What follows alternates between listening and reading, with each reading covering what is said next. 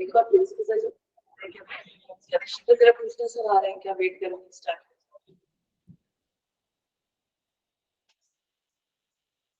Hello hello hello mike check.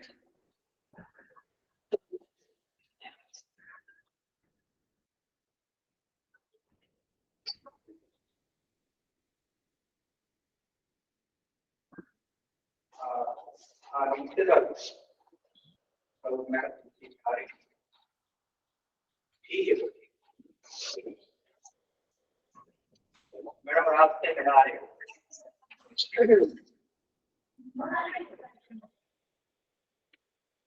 We are just about almost.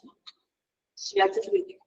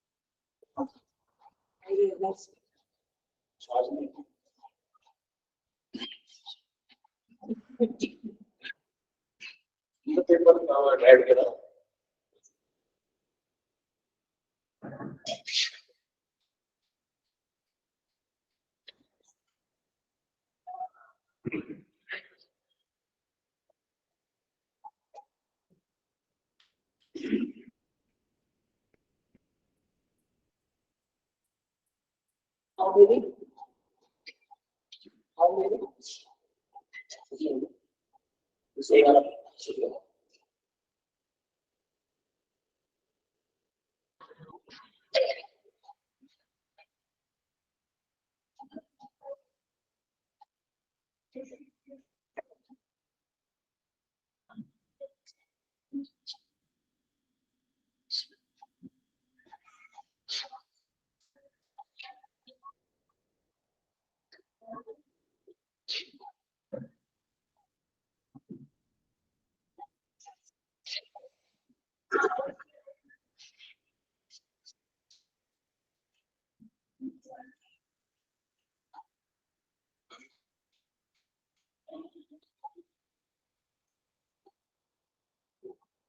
Start. Recording start. Good morning, everyone. This is Dr. Kamala Sharma, Organizing Secretary for the International Short-Term Training Program, which has gained its popular name as ISTTP-8, is signing in from this beautiful Jubilee Hall. The topic of ISTTP-8 is energy and environment conservation, and I think it is a very, very vigilant topic. I welcome you on behalf of the Principal and the Organizing Committee. आप सभी का international short term training programme आर गेट चौथे बहुत बहुत स्वागत है. आप सभी का अभिनंदन है. Can we have the participant please? Sometimes you will find that your smile is as infectious as the common cold, but it is much more welcome than a common cold. Giving encouragement to others is most welcome, for the results of which are lifted spirits, increased self-worth and hope for future. Sometimes challenges and the struggles are exactly what we need in our lives. May you welcome every effort, every struggle, every challenge. You will open your wings and fly. माँ सरस्वती ज्ञान और चेतना का प्रतिनिधित्व करती है. वह वेदों की जननी है. माँ सरस्वती की समस्त ज्ञान, साहित्य, संगीत और कला की देवी मानी जाती है. माँ सरस्वती की आराधना करते हुए हम इस ट्रेनिंग प्रोग्राम के 4th डे की शुरुआत करते हैं. A small and fast recap of the 3rd day of ISTTP-8.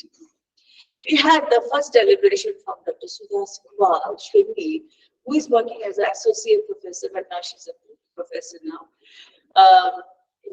Chemistry department of Rajrishi College, Alwar. And then we had Dr. A.K. Srivastava, who is working as an associate professor in Government DVPG College, Chhattisgarh. And finally, we had Dr. Ruchi Sharma, who is professor and at Lake Jagra University. What is the use of the flying house if you haven't got a tolerable planet to put it on? Not taking much time, I will just bring your concentration towards one of the most disastrous events in the history of toxicology. If I take you back to Japan in 70s, when the Minamata Bay happened. Minamata Bay, if toxicologists are with me, I don't think so we need any introduction about Minamata Bay. Minamata Bay is a small lake which is in the Japan. And there's a town around it which is known as Minamata town. There is a factory nearby which used to put on some heavy metals inside the water of the lake. The community, since it was near the bay, they were fish-eating humans. The lead, which was the mercury and the lead, which was in the effluent, it got concentrated, it got bioconcentrated, it got biomagnified, and it reaches to the bigger fish. And the bigger the fish is, the costly the flesh. So, one fine day, people are realizing that they cannot see anything. They have the flashes of light, the nervous system is not working, and the children are born with congenital malformations. The incidence of cancer was increasing day by day.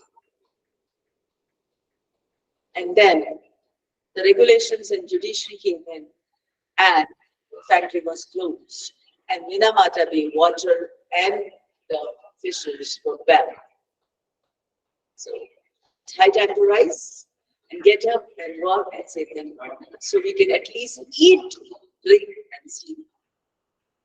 I think we can add people. There are multiple people are waiting. So what we have made the environment as a dustbin of all the affluents, all the garbages we produce, and all what we can do to eat away all the resources Earth has. I don't know. This we will realize. I always talk about one quotation.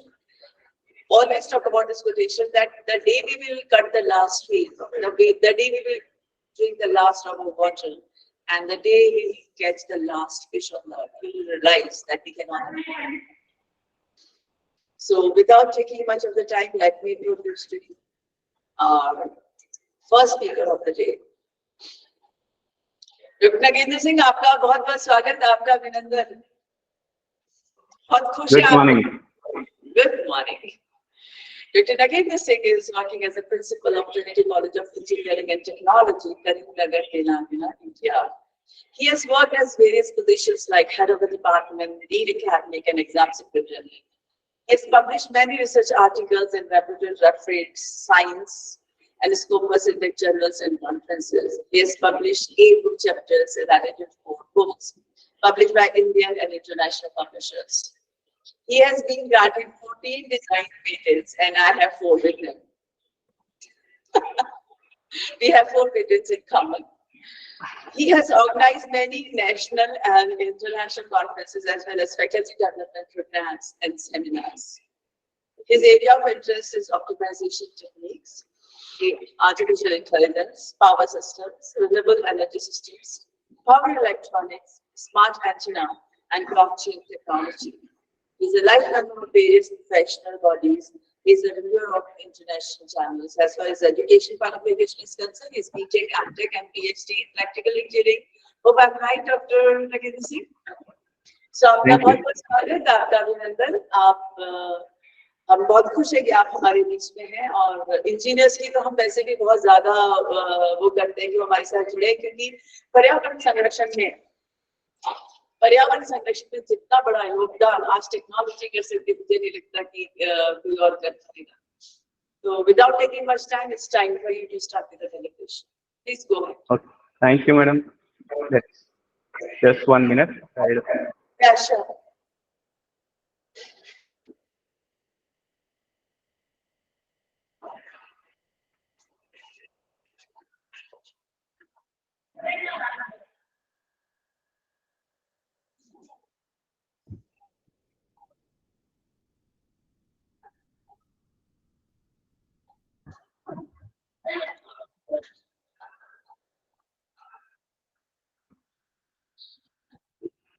Uh, Madam, PPT visual.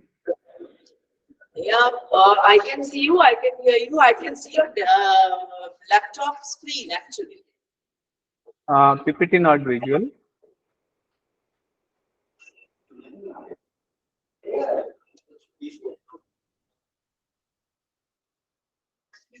Hello. Kindly confirm me. PPT visual or not?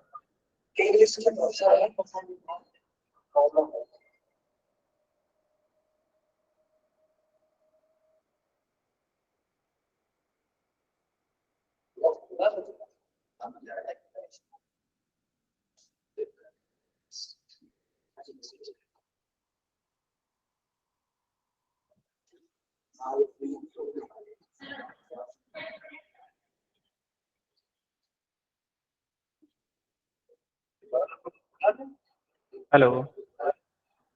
Madam, PPT visual. Hello. Yeah, we can hear you. Again, what? PPT not visual. Sheetal, please help. Wait, we will technical assistance. We can see representing your laptop screen, but it's not starting yet. Okay, just. Sheetal is online representing. Sir. Sir. Can you hear Sheetal doctor Singh? Sheetal Hi. आगे आ जाओ. शीतल तुम यहाँ आ जाओ mic के लिए. Hello. Hi, yes, sir. Sir, I will on the bottom. Yes, sir. Yes. Yes, sir. Okay, Yes, visual, sir. na? Now you can start. Okay, thank you. Okay, so good morning to all of you.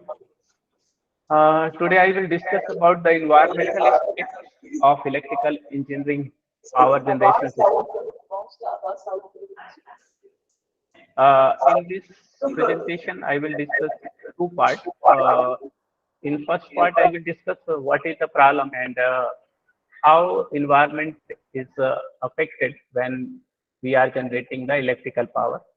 And in second part, I will discuss how we can minimize the emission using some optimization technique. So let's see. And please, if anyone have any issue, please ask at the end of the presentation. So first of all, I want to discuss how environment is affected and we are generating the power. Actually, power plant is divided in three parts. First is generation, second is transmission, and last is distribution. So when we set up the generating plant, any thermal power plant or hydropower plant or any big plant, then first of all we required a large area of the land. So first required land, and at that time many villagers and city peoples affected. So that is the first main problem during the starting, means when we are installing the any power plant, and then started construction. So when construction started, then directly pollute the environment, means air pollution. And second one, transmission. When we want to transmit the power from generating station to another uh, load, means up to consumers, we require to develop transmission line. So during the transmission line, we required lots of transportation. So due to transportation, again, environment is polluted. And last thing is, sorry, Last thing is distribution. For distribution purpose, again, we require construction and manufacturing of different small transmission line. So again, it pollute the environment. Means generating of electricity is directly affects the environment. Whether you are constructing the plants or you are transmitting the power or distributing the power. So we can say environment directly affected by the generation of the electrical plants, whether it is the air pollution, water pollution, thermal pollution, or solid waste disposal. So mainly, if we can see, main constraint is the fossil fuel, because when we are using any fossil fuel plants, whether it is thermal power plants, diesel power plants, then first we have to require one fuel. Okay, first we have to require one fuel and then burn it, and then we can use the steam to rotate the turbine, and then we have to generate the power. So first, fossil fuels combustion emit the carbon dioxide, carbon monoxide, sulfur oxide, and it pollutes the environment directly. Second one is the, like for diesel power plant, we required diesel oil. So then we can find out the oil, then it is directly pollute the water because it is mixed in the water and pollute the water.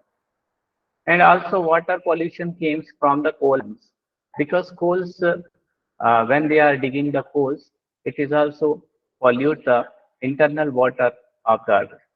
And last one is the solid waste, like for thermal power plant. When it is using the coal as a fuel, then it generates the ash.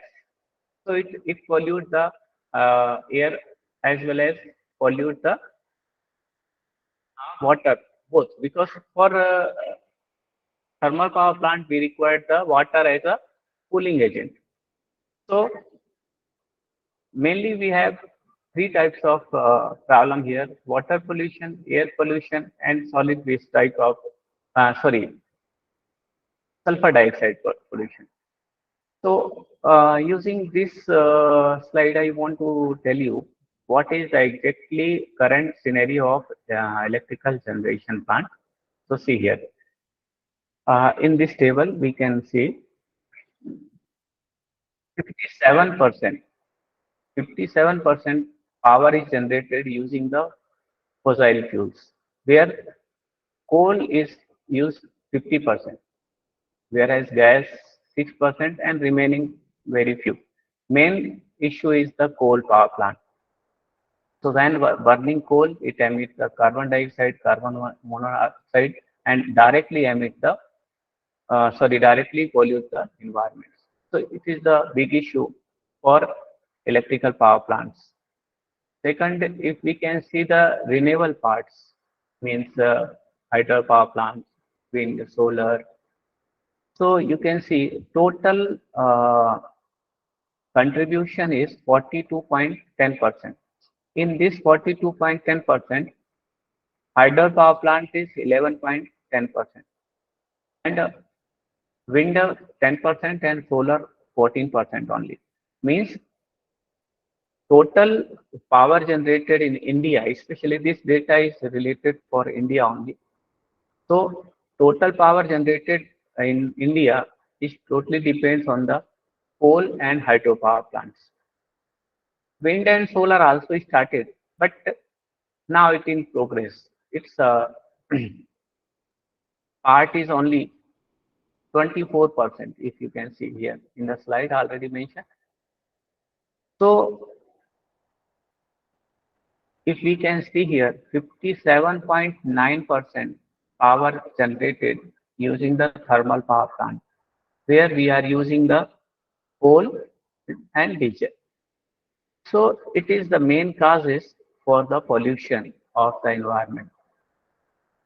Other plants also affect the environment, but coal plants, especially thermal power plants and fossil fuel plants, directly affects the environment because it required large area, it required large transportation. So definitely contribution is also very large. So definitely they pollute the most of the environment. Like if we can see fossil fuels, already we discussed the fossil fuels. First we have to burn it and then rotate the turbines and generate the electricity. So fossil fuels means here we can say uh, diesel and coal. They are emit the carbon dioxide. See last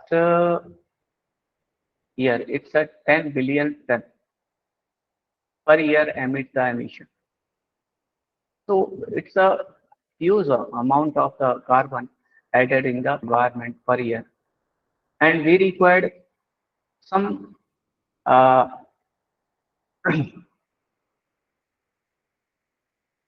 other resources or other supplementary system which can reduce the problem associated with the fossil fuels plants.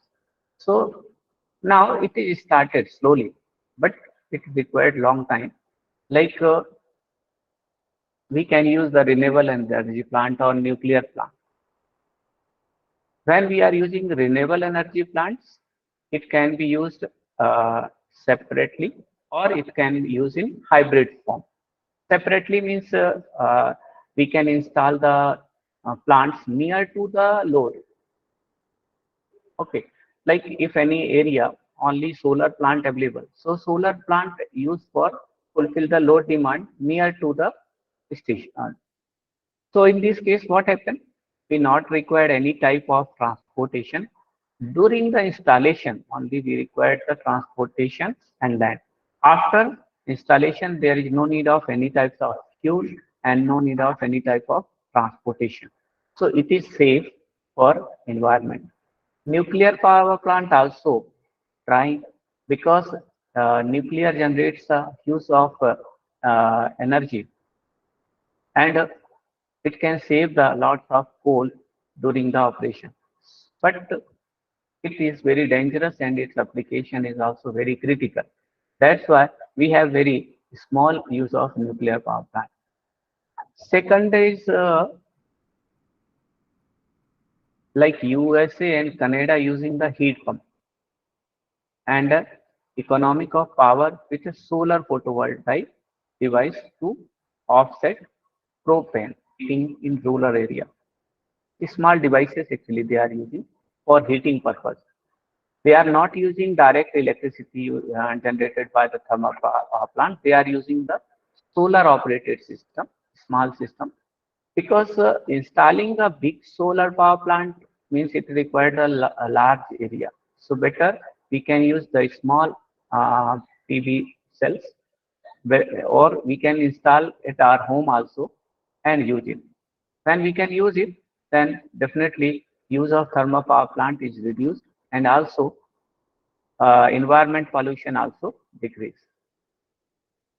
Okay, so uh, there are many other way also, but here I mentioned two recent operated system. Then second option is renewable energy.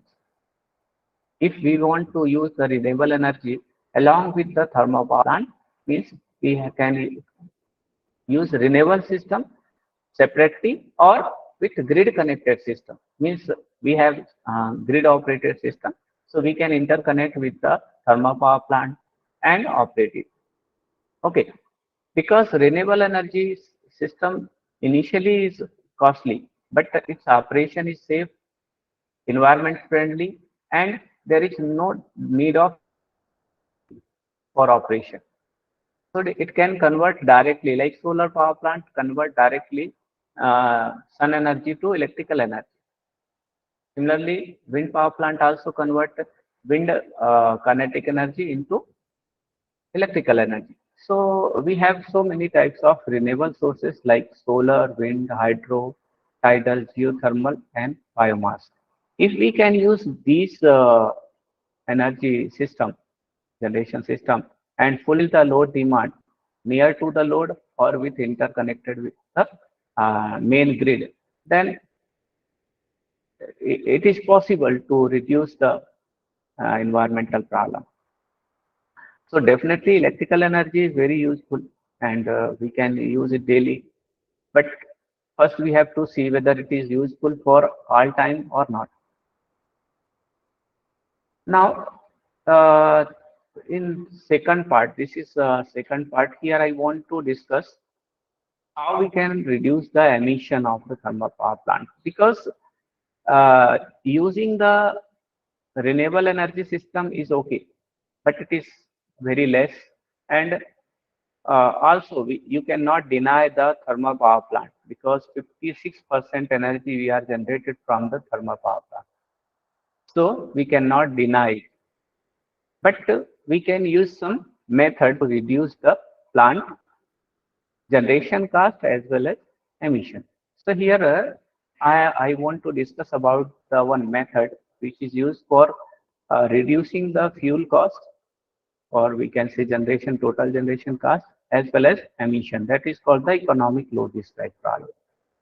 So economic load dispatch problem is nothing but first we have to formulate the thermal power plant and find out which parameters affects the generation cost and emission.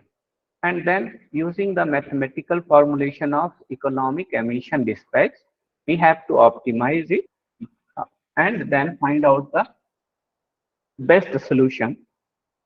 Best solution means which combination give us the low cost, low generation cost, and which combination give us the low emission. Means if normal operation, what is the emission? Normal operation, what is the cost? And if we can use economic load dispatch and optimize it, then what is the cost? Means how much cost we have to reduce, how much emission we have to reduce. So for generation, we have to find out some parameters, which parameters are affected the cost. Okay, so cost means we have three types of cost: fixed cost, operation cost, and fuel cost. Fuel cost means like if we are using the diesel, if we are using the coal, then that is the fuel cost. So fuel cost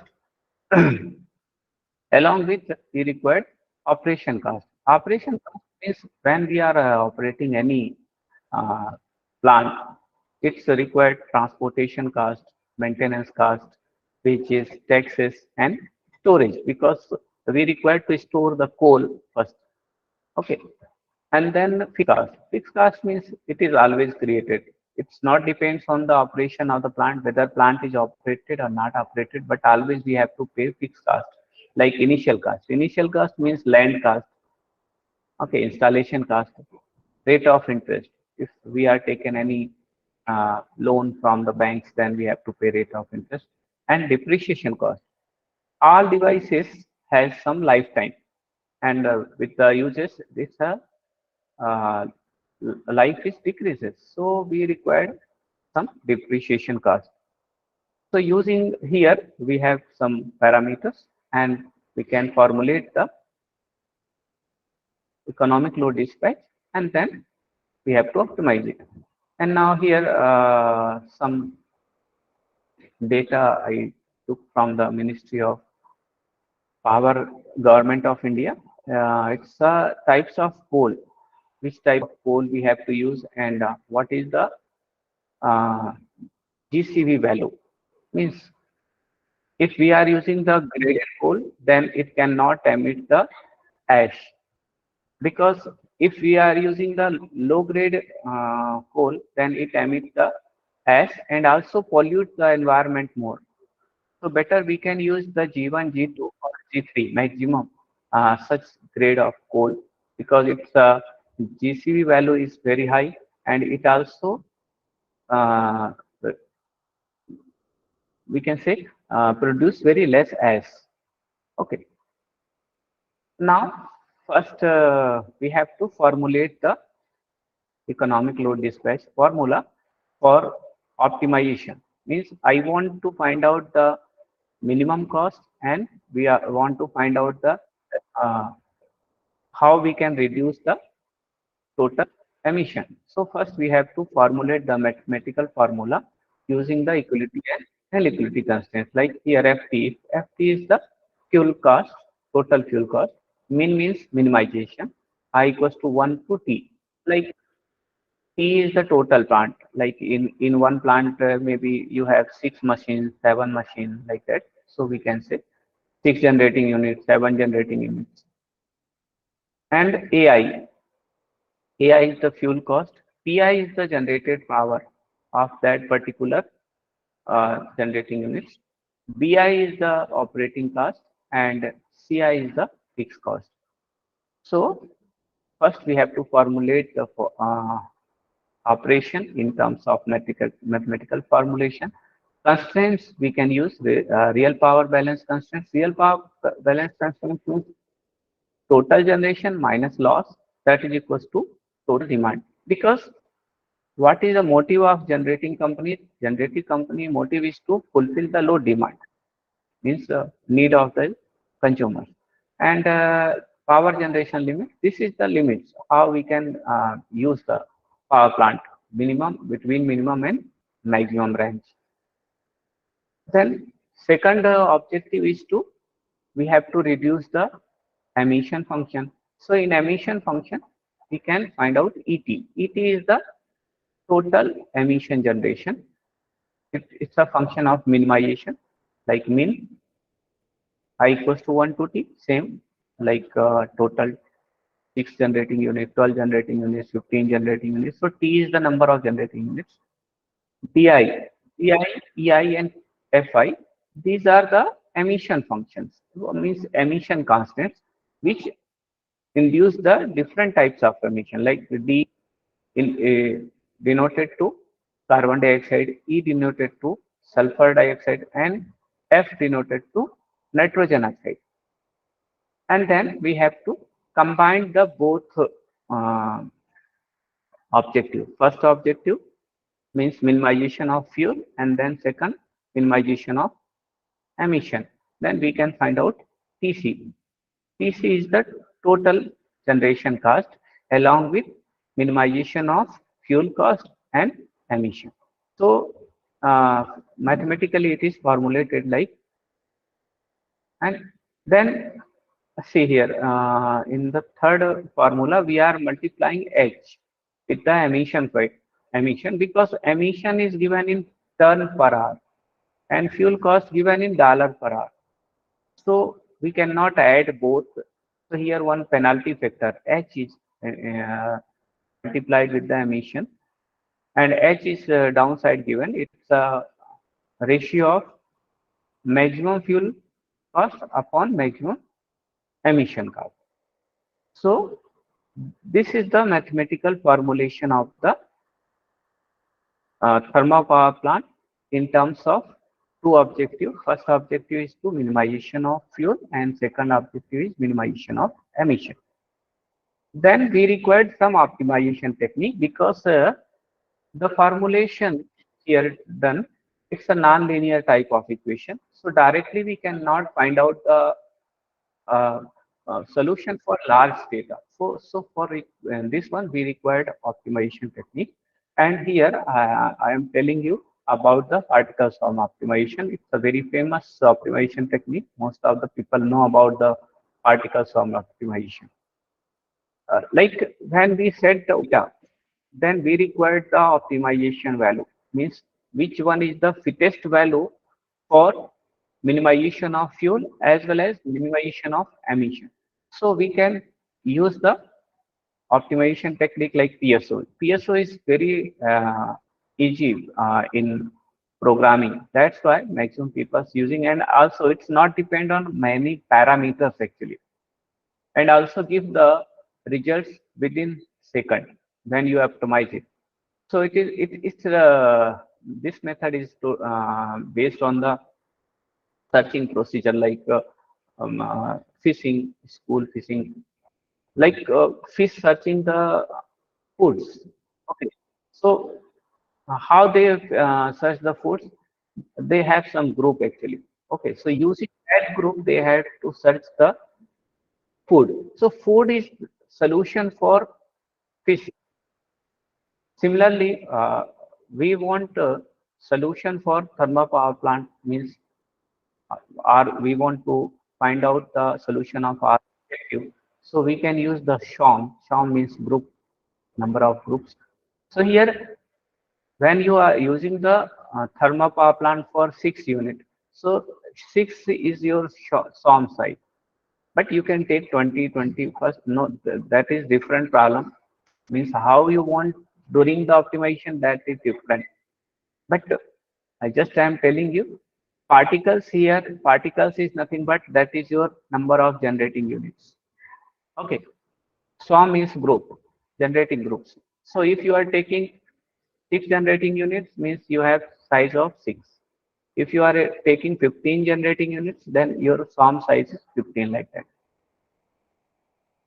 Then again, it's have some mathematical formulation, because without mathematical formulation, we cannot do any programming. Like first, we have to find out the mathematical uh, model. So first, how we can initialize the SOMs. So we have the minimum generation and maximum generation. So we can formulate like that. Initial value is the P minimum plus random, R A N D, it's a random. It is a value between 0 and 1. Automatically, just one.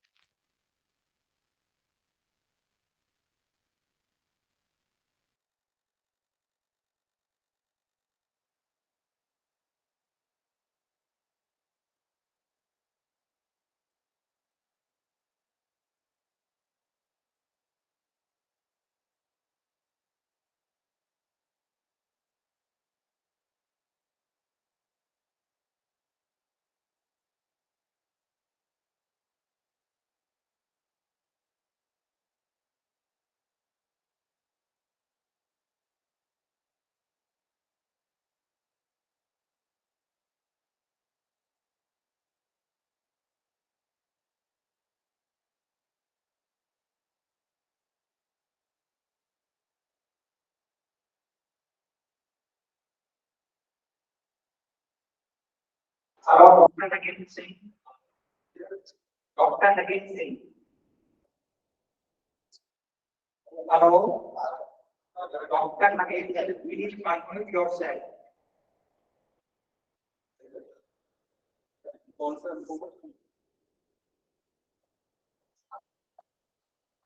Please unmute yourself.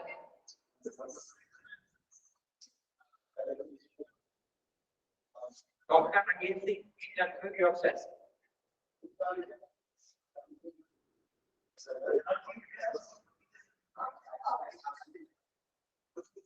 आपकी voice नहीं आ रही है, unmute करिए अपने आप को।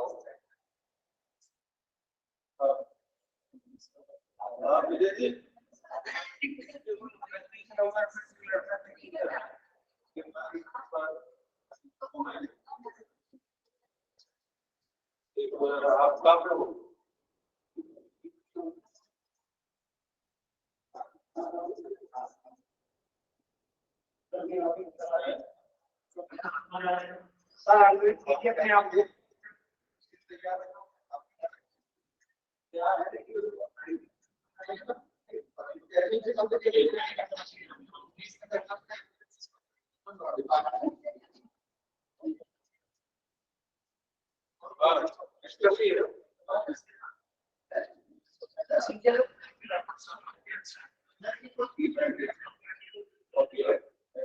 ये voice नहीं आ रही साहब, अनम्यूट बोलिए।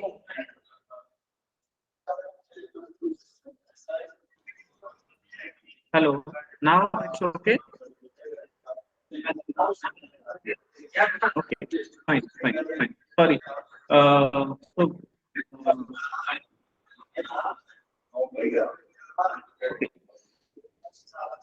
So, I told you we required optimization technique for optimization of mathematical model of ELD problem. So now we required mathematical modeling of PSO. Like first we have to initialize the shock between the minimum and maximum value of the generating event.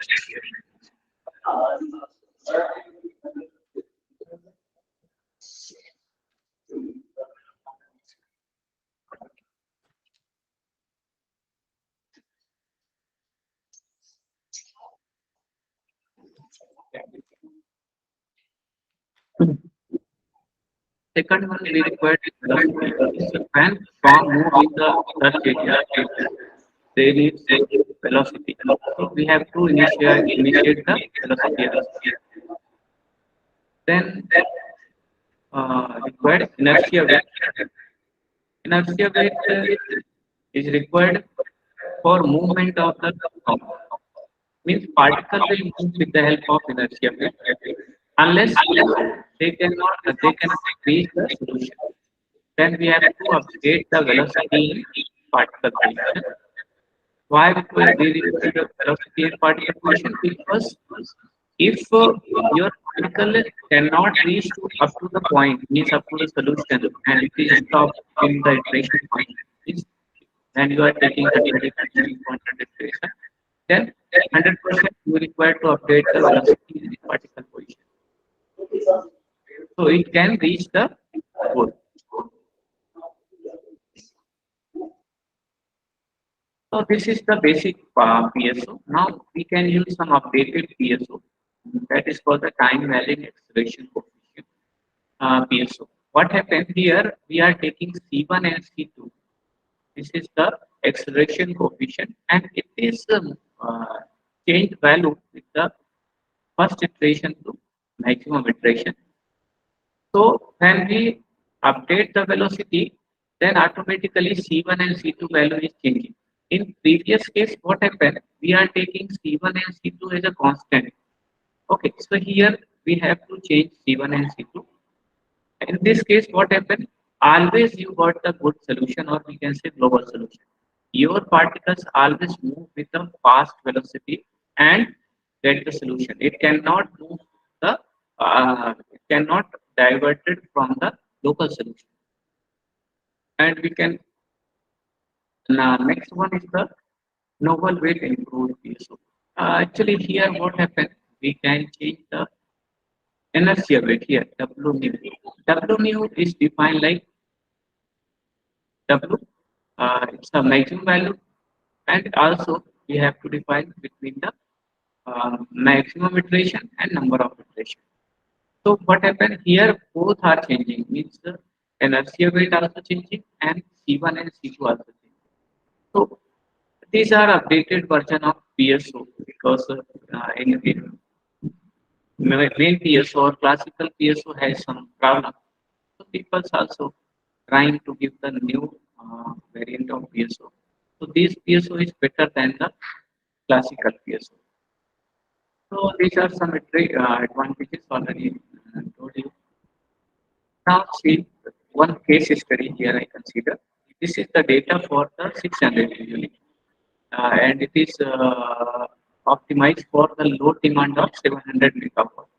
So A, B, C, this is the cost coefficient, and D, E, F, these are the emission coefficient. Where P minimum and K maximum is the generating power minimum value and maximum value. This is in megawatt and others in dollar per rupees. Okay. And then using the optimization techniques, we have to find out the value of P1, P2, P3, P4, P5, P6 because here 6 generating unit is using. So which is the fittest value or optimized value? Okay. Then according to fit value, we have to find out the fuel cost and emission. So you can see when we are using the PSO, actually in my work, I use PSO and Blue PSO. So see, fuel cost is around $36,144 per hour for 700 megawatt generating units. And emission also reduced 424 ton per hour if we can see the total fuel cost, it's 3,84,078 rupees around, dollar per rupees around. And computation time, you can see it's 0.81 second only. Means this is very efficient method for optimization of any big data or small data. So here what happens?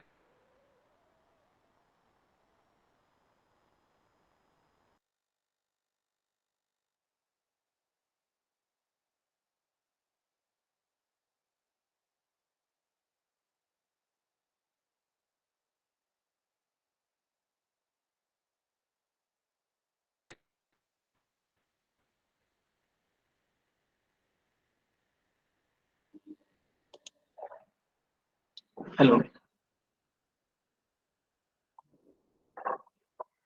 hello. जी sir Sorry, actually. Uh, sir ये 30%. okay. Now it's visual, no?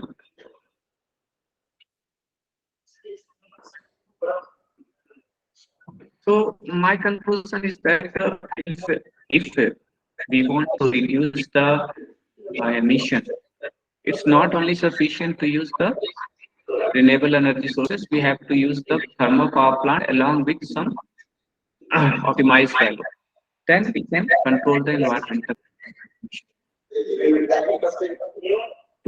And these are references. If anyone wants any question, please ask.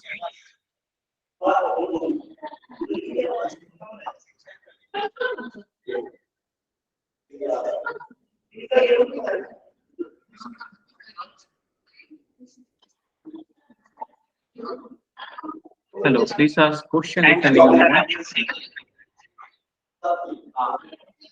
Thanks, Dr. Nagin, for a wonderful presentation. Thank you, sir. Welcome, sir. And our next speaker is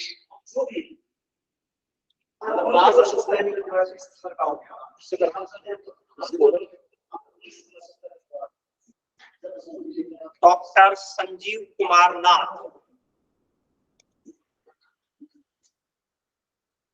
He is Associate Professor of Botany. He is coordinator of Environmental Studies in Dean College, coordinator of Webinar Committee Dean College, coordinator of Eco Club Dean College.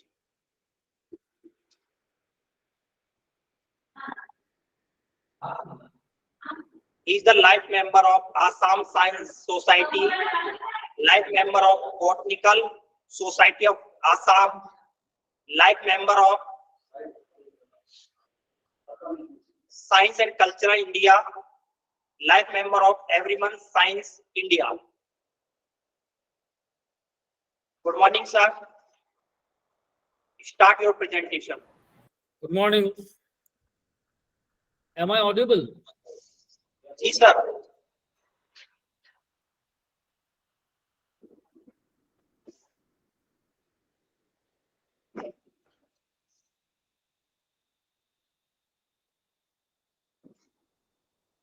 So a very good morning to all of you. At the very outset, I would like to thank our respected Professor Dr. Hukum Singh, Principal of Rajrishi College, Autonomous, Dr. Mamata Sharma, Organizing Secretary, and all the stakeholders who took the pain to organize this international short-term training program 8 on energy and environment conservation.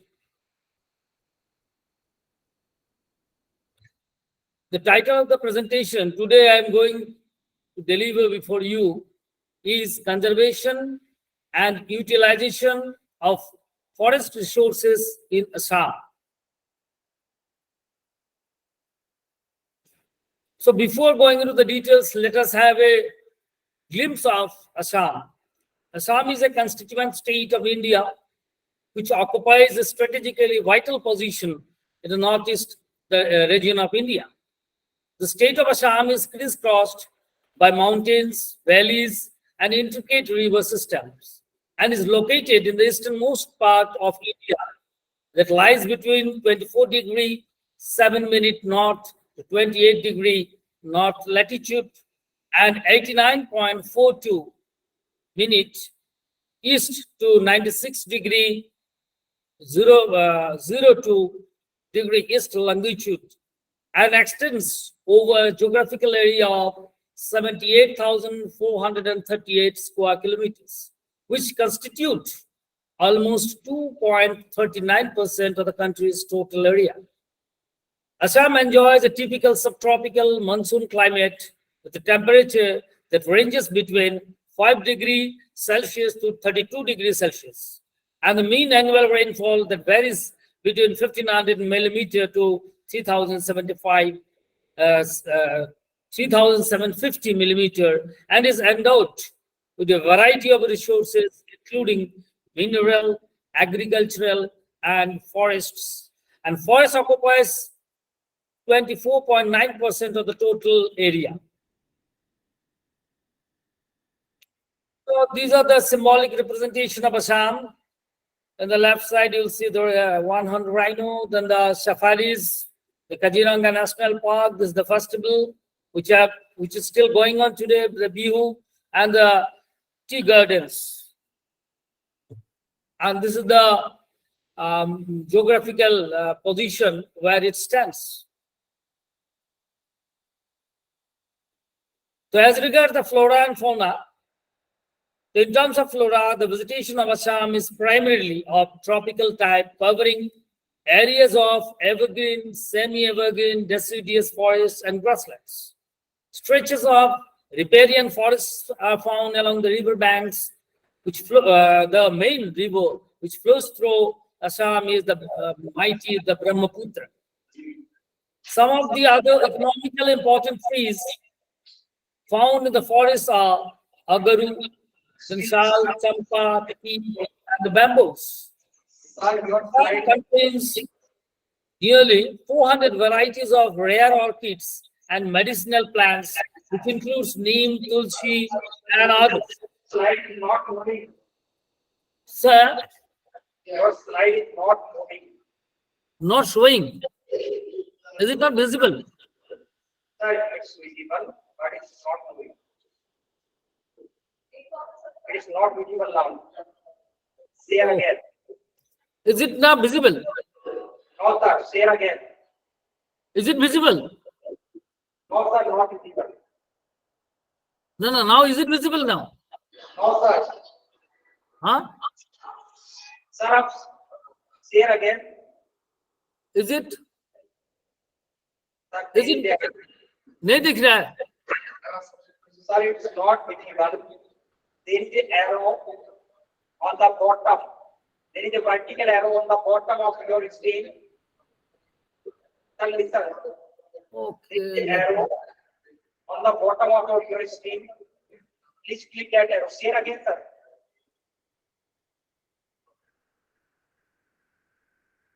Sir, say it again. Yeah. Share again.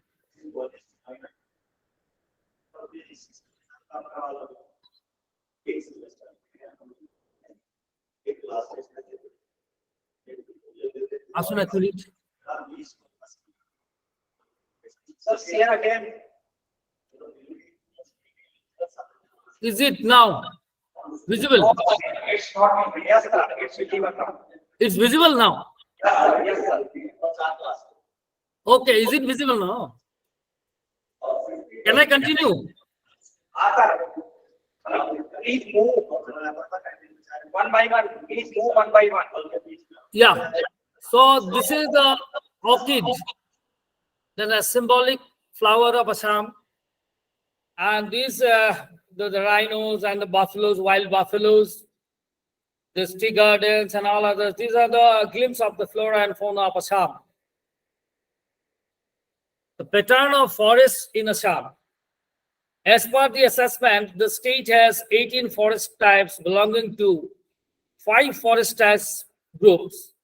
They are tropical wet evergreen, tropical semi-evergreen, tropical moist deciduous, tropical dry deciduous, and subtropical pine forests. And these forest lands are basically found in the form of national parks, wildlife sanctuaries, biosphere reserves, reserved and protected forests, conservation and community reserves, then communal forests, then private protected areas and conservation areas. These are the different forms where these forests are found in Assam. So these are again the glimpse of some patterns of the different forest areas in Assam, which you can see. Now let us come to the main point, the utilization and the exploitation of forest resources belonging to Assam. The forest resources of Assam have been utilized for a number of purposes, which in turn are responsible for degradation of the forests. First is that conversion of these forests into the agricultural lands. Assam is constantly experiencing a high population growth since independence. This increasing population put enormous pressure on these forested lands, so it becomes necessary to utilize this forest for agriculture in order to feed the ever-increasing human population. Assam is known for its extensive forest areas and the availability of the rich floras and faunas, besides other valuable forest products. As per the information from the State Forest Department, the total area under the forest of Assam was you can say 26,781.91 square kilometer at the end of 2003, out of which 15,949.329 square kilometer was under the reserve forest and 2,860.942 square kilometer under the protected forest areas. But this rich forest cover and the valuable forest resources of the state are disappearing rapidly, particularly from the last few decades due to massive deforestation, illegal felling of trees, forest fragmentation, encroachment in the fringe areas, poaching, biopiracy, and other unplanned developmental activities. So this is one of the reasons. The next is setting up of hydel projects. You will find in the newspapers, basically, for setting up these hydel projects, forest lands are being used for providing dam sites and water reservoirs for hydel projects. Then drilling of oil and mining. Large areas of the forest land of Assam, in particular, are involved in the establishment of drilling sites for oil and natural gas commission. Following drilling, the vegetation gets destroyed due to spillage of oil. Mining has been a serious impact on the forests. Some of the reserve forests land are covered under coal mining lease. For exploitation of coal, vast pits are dug, thereby causing serious damage to the land. Large areas have been clearly felled and laid barren as a result of the open cast mining of the coal, iron ore, etc. And one of the such areas you can mention is Margarita, which is located in the northern part of Assam. The Jhum or the shifting cultivation, this Jhum and shifting cultivation is a major cause of the forest loss in Assam. But this particular method of Jhum or shifting cultivation is basically found in two districts of Assam, namely Karbi Anglong and Dima Hasao. So these have also affected the forest land. Then the conversion of the forest into pastures and grazing land. Assam has an area of 15,996 hectares as per record in 2003, and for permanent pastures and other grazing lands as per record for the domesticated animals. The revenue villages located around the periphery of this reserve forest, they feed upon this huge cattle population on these forest lands. And thereby, the increase in cattle population is really a matter of great concern. In Dibru-Soykwa National Park, around 9,000 cattle and domestic buffaloes graze. So it's a grave concern for us. Then the forest-based industries. We have seen that establishment of forest-based industries without any respect to sustainability of the resource base has led to the forest degradation. For example, large-scale bamboo harvesting is done for two paper mills, the Jagirod and the Panchgram, but now the Panchgram paper mill is operating. Basically, for this, we have to depend on this bamboos. And moreover, the big industries also depend on this. Then construction of transportation lines. Many forest areas in Assam have been destroyed for construction lines of transport and communication. These have also led to a huge pressure of this forest land. Then comes another problem, that is the encroachment and the illegal felling of trees. Some of the reserve forest areas have fallen prey in the hands of encroachers who indulge in reckless felling of the forest. Besides, some forest land along the state border are under the occupation of the neighboring states. That's another problem. The total area of the 21 reserve forests covers 10,24,297 hectares, and of these, more than 15,384 hectares of land are encroached upon by the neighboring states. So it's a great concern.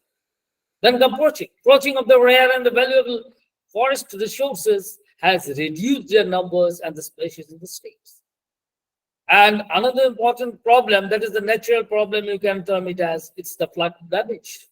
Due to heavy deforestation in the catchment areas of the Brahmaputra and the Barak, which is located in the southern part of the Assam, which are mostly fallen within the adjoining states and union and foreign territories, there is a heavy annual flood in Brahmaputra and the Barak valleys. They are causing depletion of the forests. So these are some of these reasons how the forest cover is being depleted, particularly in Assam. Now, let us talk about the forest conservation and the management. The forests are fast vanishing from Assam, as well as from other parts of India also. Forests perform three important functions, and so it should be converted into a good sustainable forestry. The three functions which make it so important are, let us group it as protective. The first function powers the protection rule of forest, that is the protection against erosive action of the winds, water, conservation of genetic diversity, etc. The next is the productive. The second function deals with the production of the woods and other products for which we are dependent on the forests. And the last and the foremost is, you can say, the accessory. The third function includes the recreation in the form of ecotourism, wildlife habitat.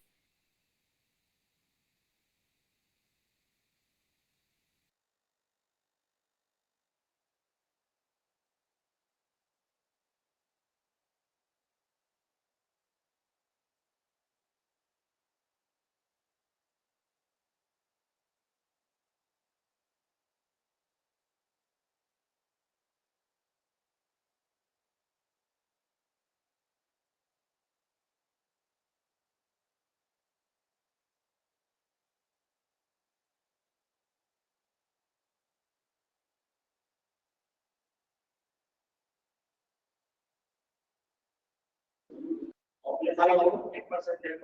Dr. Sanjeev Kumar now. Hello. Dr. Sanjeev Kumar. Sir, please join again. Direct. Yes.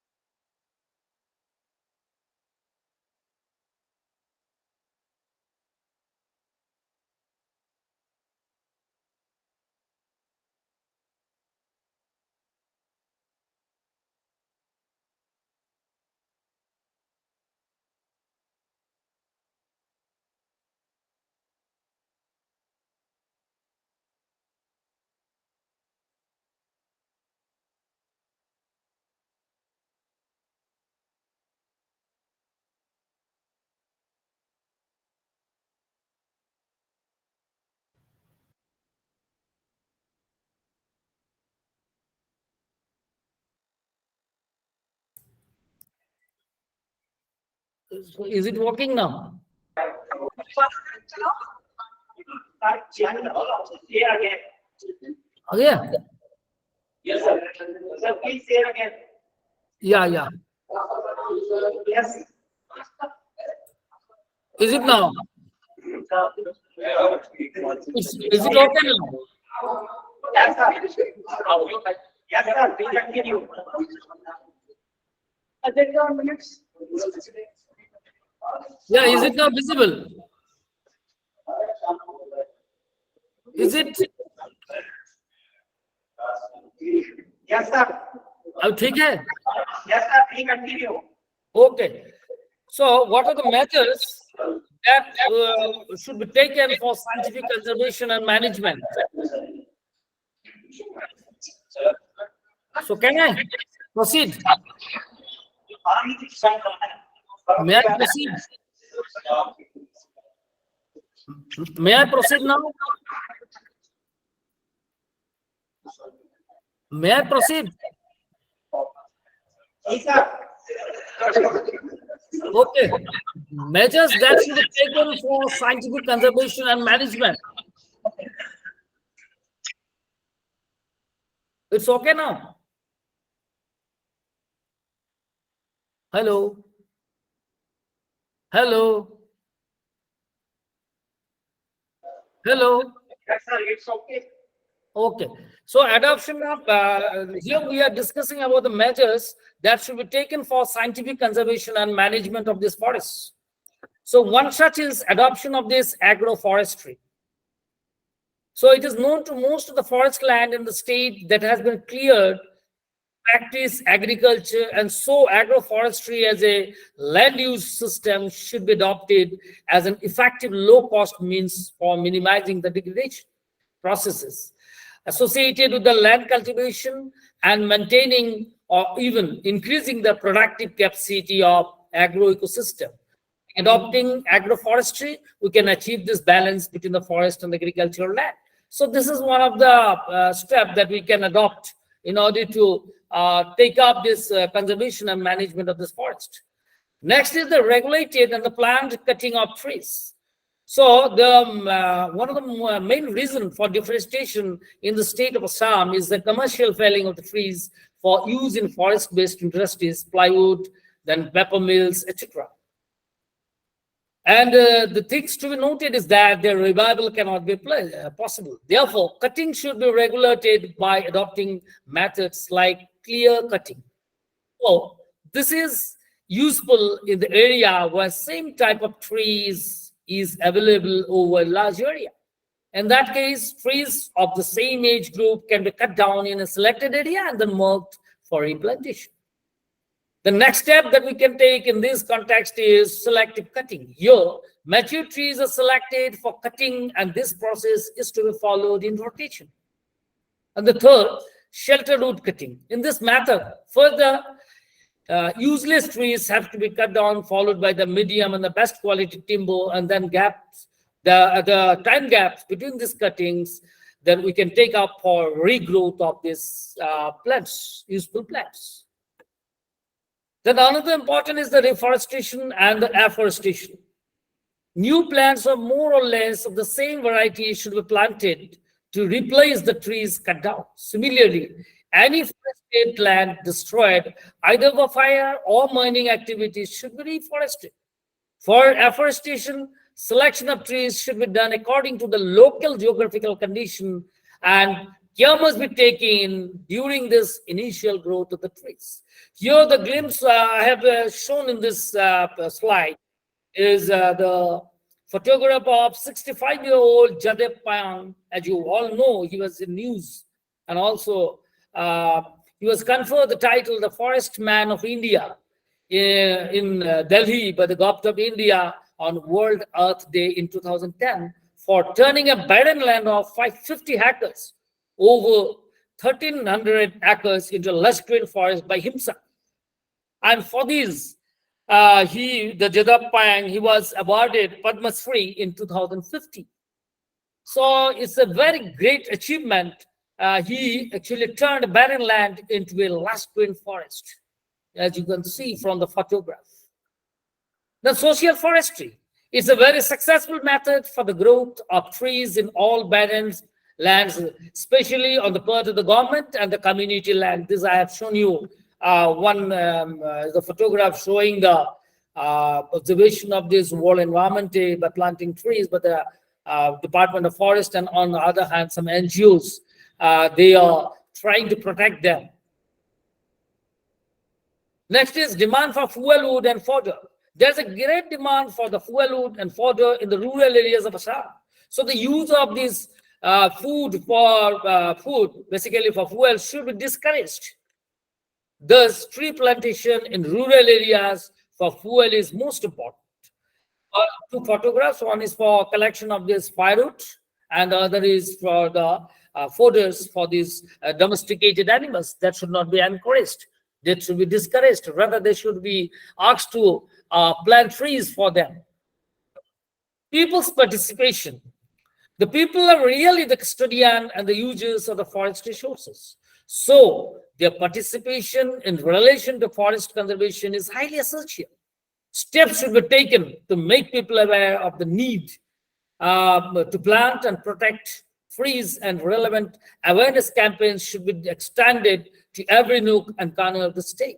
So this is the photograph that I have shown here is the Dihing Patka Wildlife Sanctuary, Jaipur Range, Dibrugarh Forest Division, where actually larger scale participation on the part of the government and the local people has made it more, you can say, fruitful. The role of the government in forest conservation. The government of Assam is sincere about the conservation of the forest resources and have several rules and laws for the protection of forests. Government should take firm steps to stop encroaching in the state. Though there are many government laws, which includes Forest Conservation Act 1990, the Wildlife Protection Act 1972, but unfortunately, many people are not aware of these laws, nor these are executed with sincerity in some particular cases. So here the photographs that I have shown one is on the part of the government of Assam, that is the Forest of India, Department of Forest, Assam. And here's on the part of the NGOs. Actually, they have taken up many steps actually to conserve these forests. Proper utilization of the forest products and the forests. Generally, forests have been cut for logs and the rest of the trees. Limbs, branches are left out. This is a very common sight. Further waste occurs in the sawmill that you can see, the bugs and all this. there is need to use all this waste material to produce waterproof glues, boards, and etc. Forest can be easily used for development as like tourist centers, new national park, game sanctuaries, protected areas that can be created by law, and some of these existing protected areas that can be extended in this process also.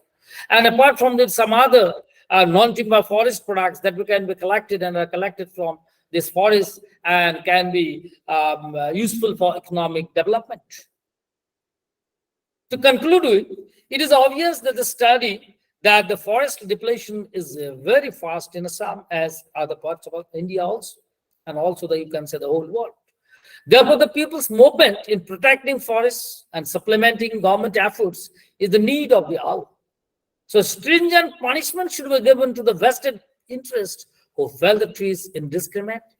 Therefore, time has ripened to initiate sustained and intensified effort in letter and spirit, not only to save the existing forests, which can be done by cooperative efforts of the government, non-government organizations, and the public through proper management system. So that's the very important, though we talk of it, but in practice, we should try to do it.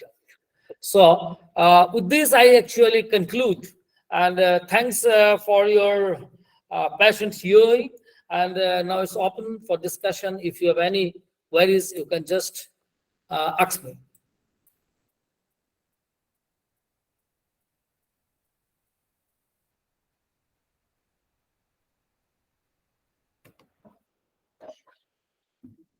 Thank you. It's over now.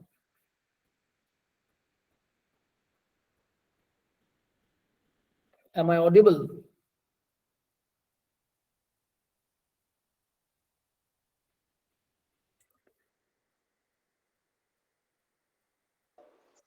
Thanks a lot, Dr. Sanjay Kumar Nath. Very nice presentation. Next is Dr. Vaisinath Jha.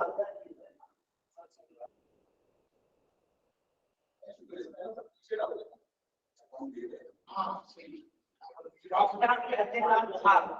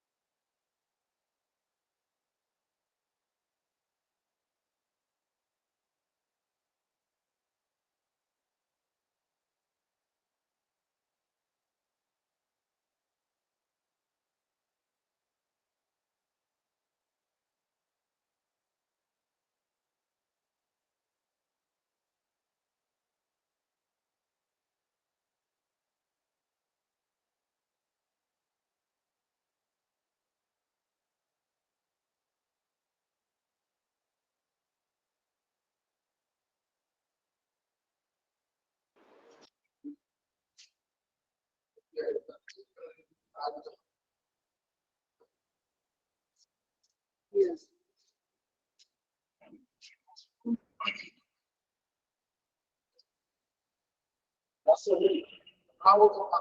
Good afternoon, Dr. Vaisinath Jha. Good afternoon, sir.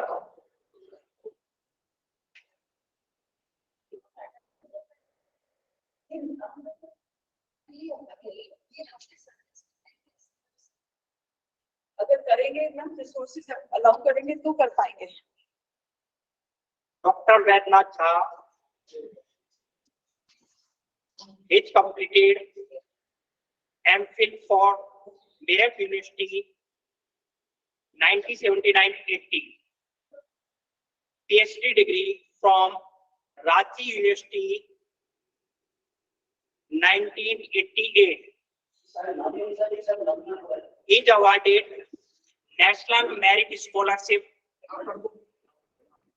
He is awarded CSIR Research Fellowship for pursuing PhD.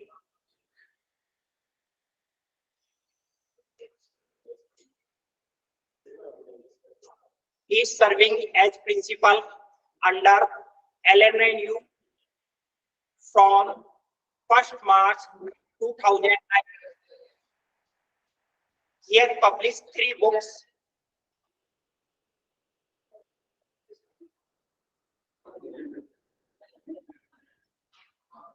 Very great resume, Dr. Vaidyanath Jha. Please start your presentation now.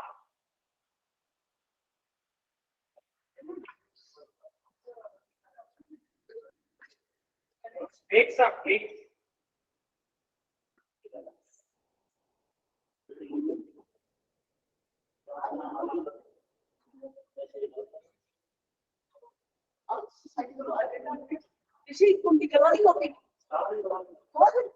Sir, please unmute yourself.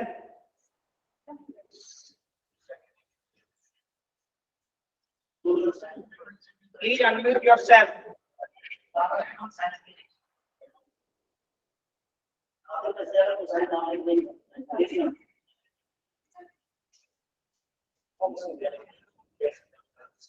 Sir, please unmute yourself. हाँ Dr. Vaidyanath Jha. Yes. Yes Vidyanath Jha yes Yes, sir. हाँ yes I am starting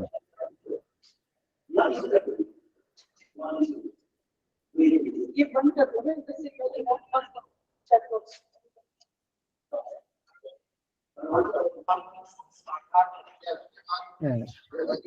Share your presentation again. Yes. The topic of my presentation is Energy and Environmental Conservation, a Contemporary Perspective. ये स्थिति है अभी जो हम लोग देख रहे हैं सिचुएशन, आ जाओ,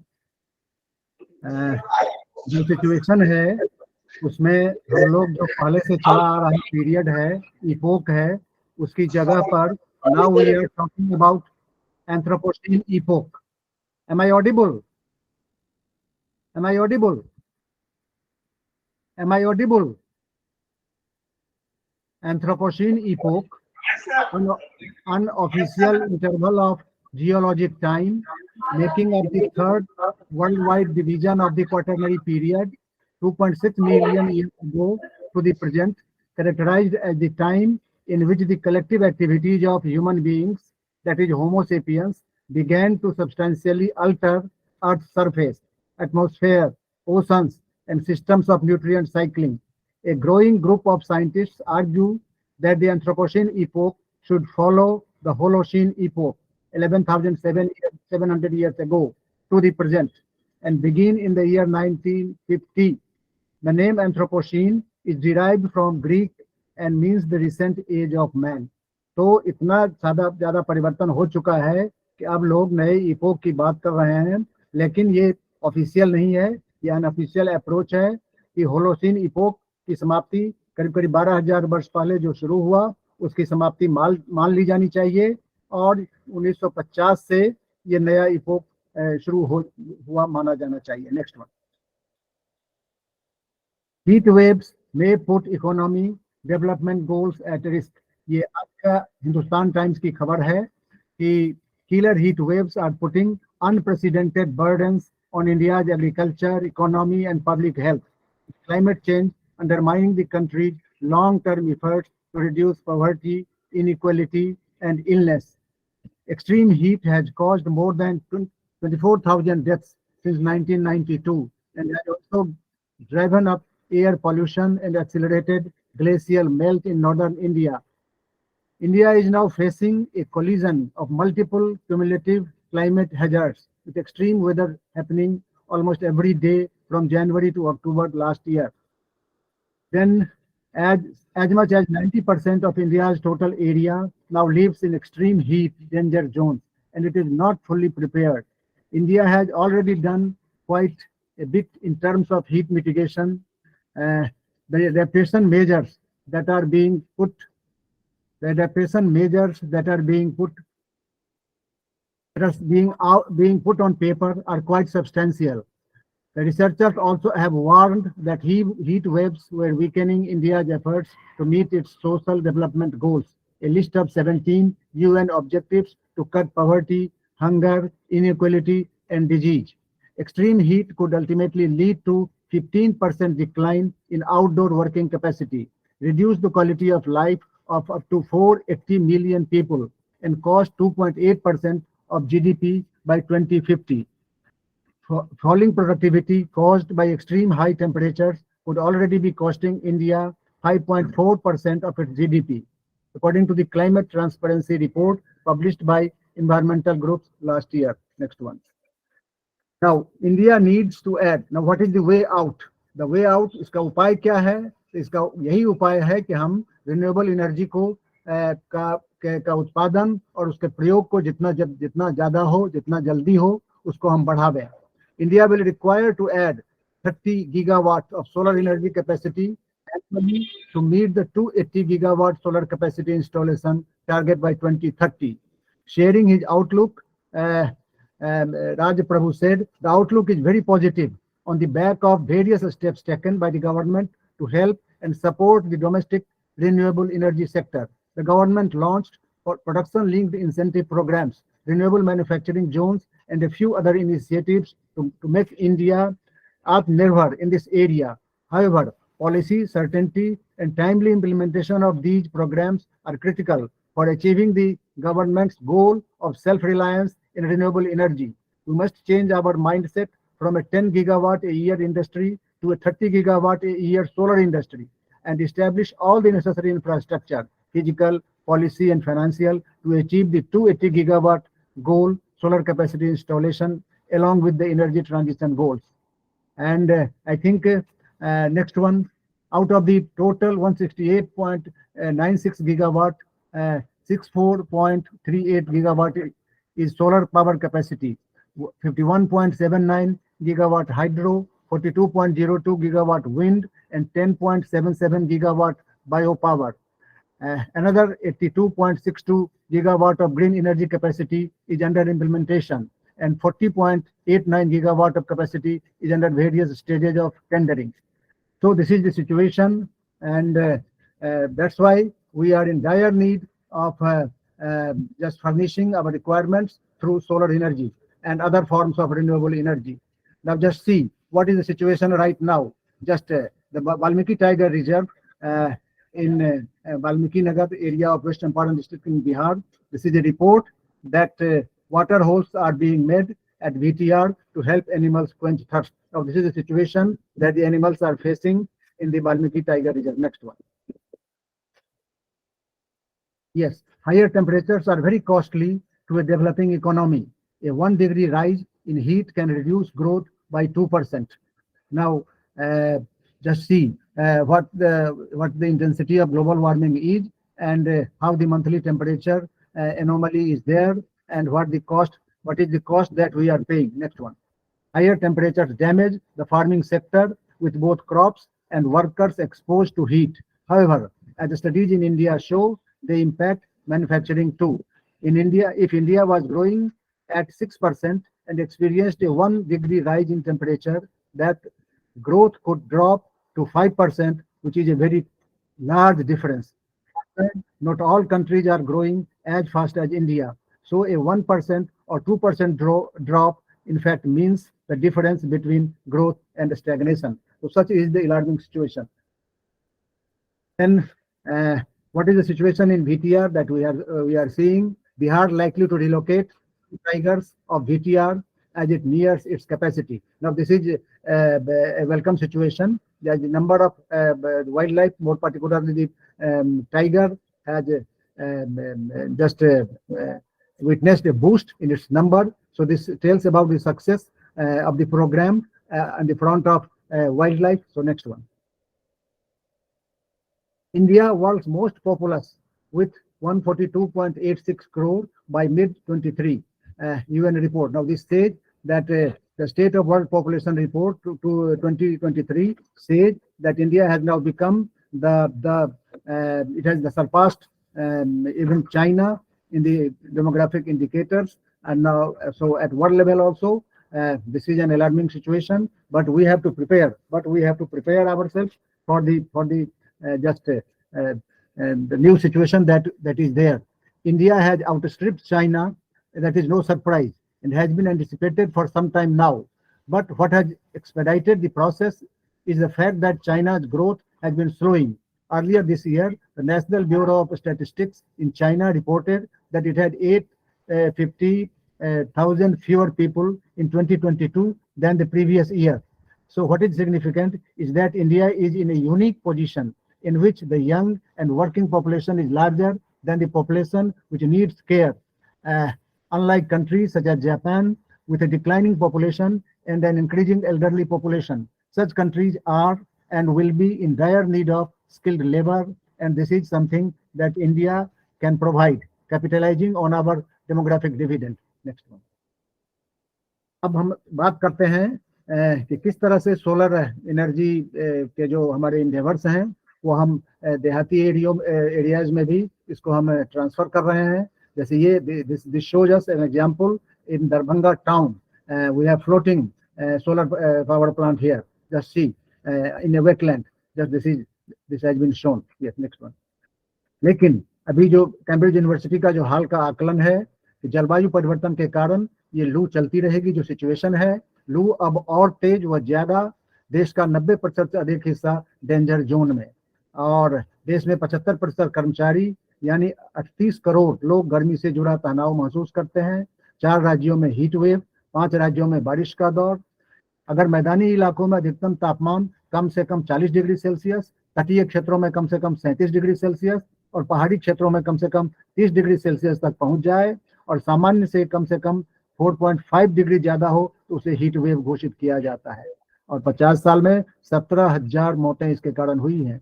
पृथ्वी विज्ञान मंत्रालय के पूर्व सचिव एम राजीवन द्वारा अन्य वैज्ञानिकों के साथ लिखे गए शोध के अनुसार लू से भारत में 50 सालों में 17,000 से अधिक लोगों की जान गई है.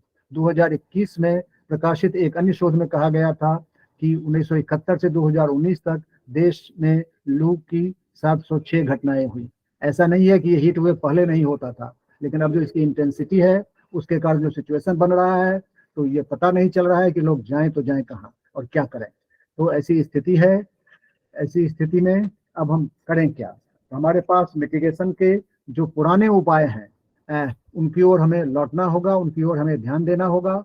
बढ़ती जो जनसंख्या है देश की वो ठीक है, अपनी जगह पर है, और ये कहा जा रहा है कि आगे आने वाले 3 दशक तक अभी जनसंख्या में वृद्धि की जो रफ्तार है वो जारी रहेगी और उसके बाद भारत की जनसंख्या स्टेबलाइज करेगी. तो हमारे पास जो उपाय हैं, हमारे देश में जो परंपरागत संरचनाएं हैं, हमें उनकी ओर लौटना होगा और जो भी स्ट्रक्चर्स हैं उनकी ओर तो उनके ठीक से निगमन पर तो ध्यान देना पड़ेगा. अब हम सेक्रेट ग्रोव्स की बात करते हैं.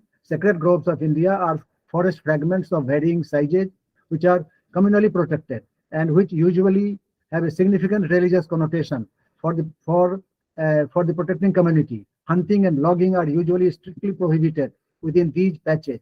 Other forms of forest usage like honey collection and deadwood collection are sometimes allowed on a sustainable basis.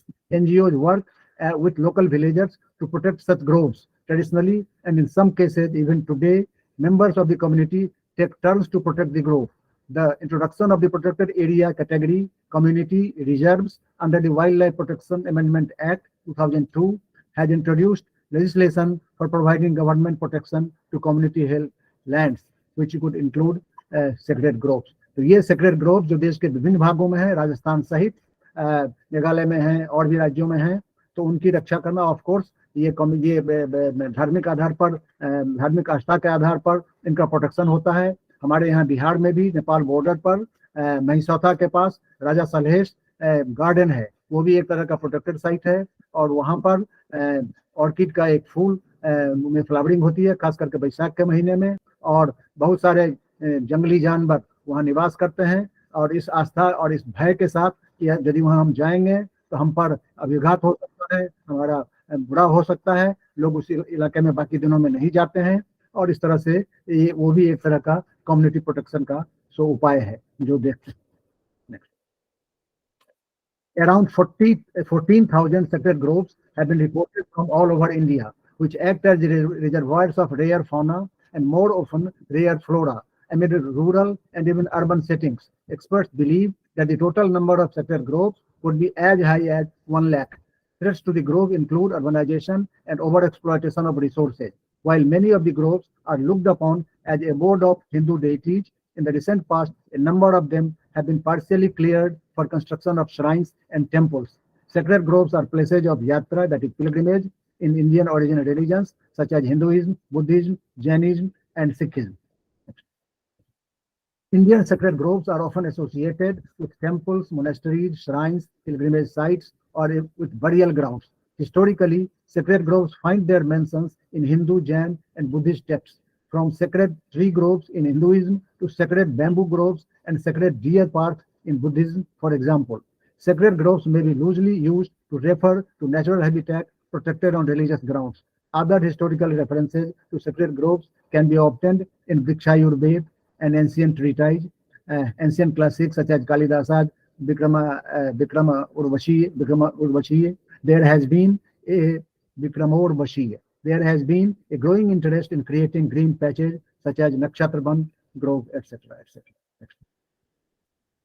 पवित्र उपवन पूरे राजस्थान, चूंकि यह कार्यक्रम राजस्थान से हो रहा है, अलवर इलाके से, और ये सारे राजस्थान में, पूरे राजस्थान में पाए जाते हैं, और उन्हें मेवाड़ में वाणी, अजमेर में केंकरी, जोधपुर में ओरान, बीकानेर और जैसलमेर श्यामला देह और अलवर में देवबनी जैसे विभिन्न नामों से पुकारा जाता है। राज्य में 560 पवित्र उपवनों का दस्तावेजीकरण किया गया है। आप देख सकते हैं कि जैसलमेर में किस तरह पहाड़ियों के बीच, नंगी पहाड़ियों के बीच ये खास करके ऊंट हैं जो कि they feed upon the thorny acacias खास करके, और उनका संरक्षण इस माध्यम से कम्युनिटी करती है जो हम यहाँ देख रहे हैं। Next one.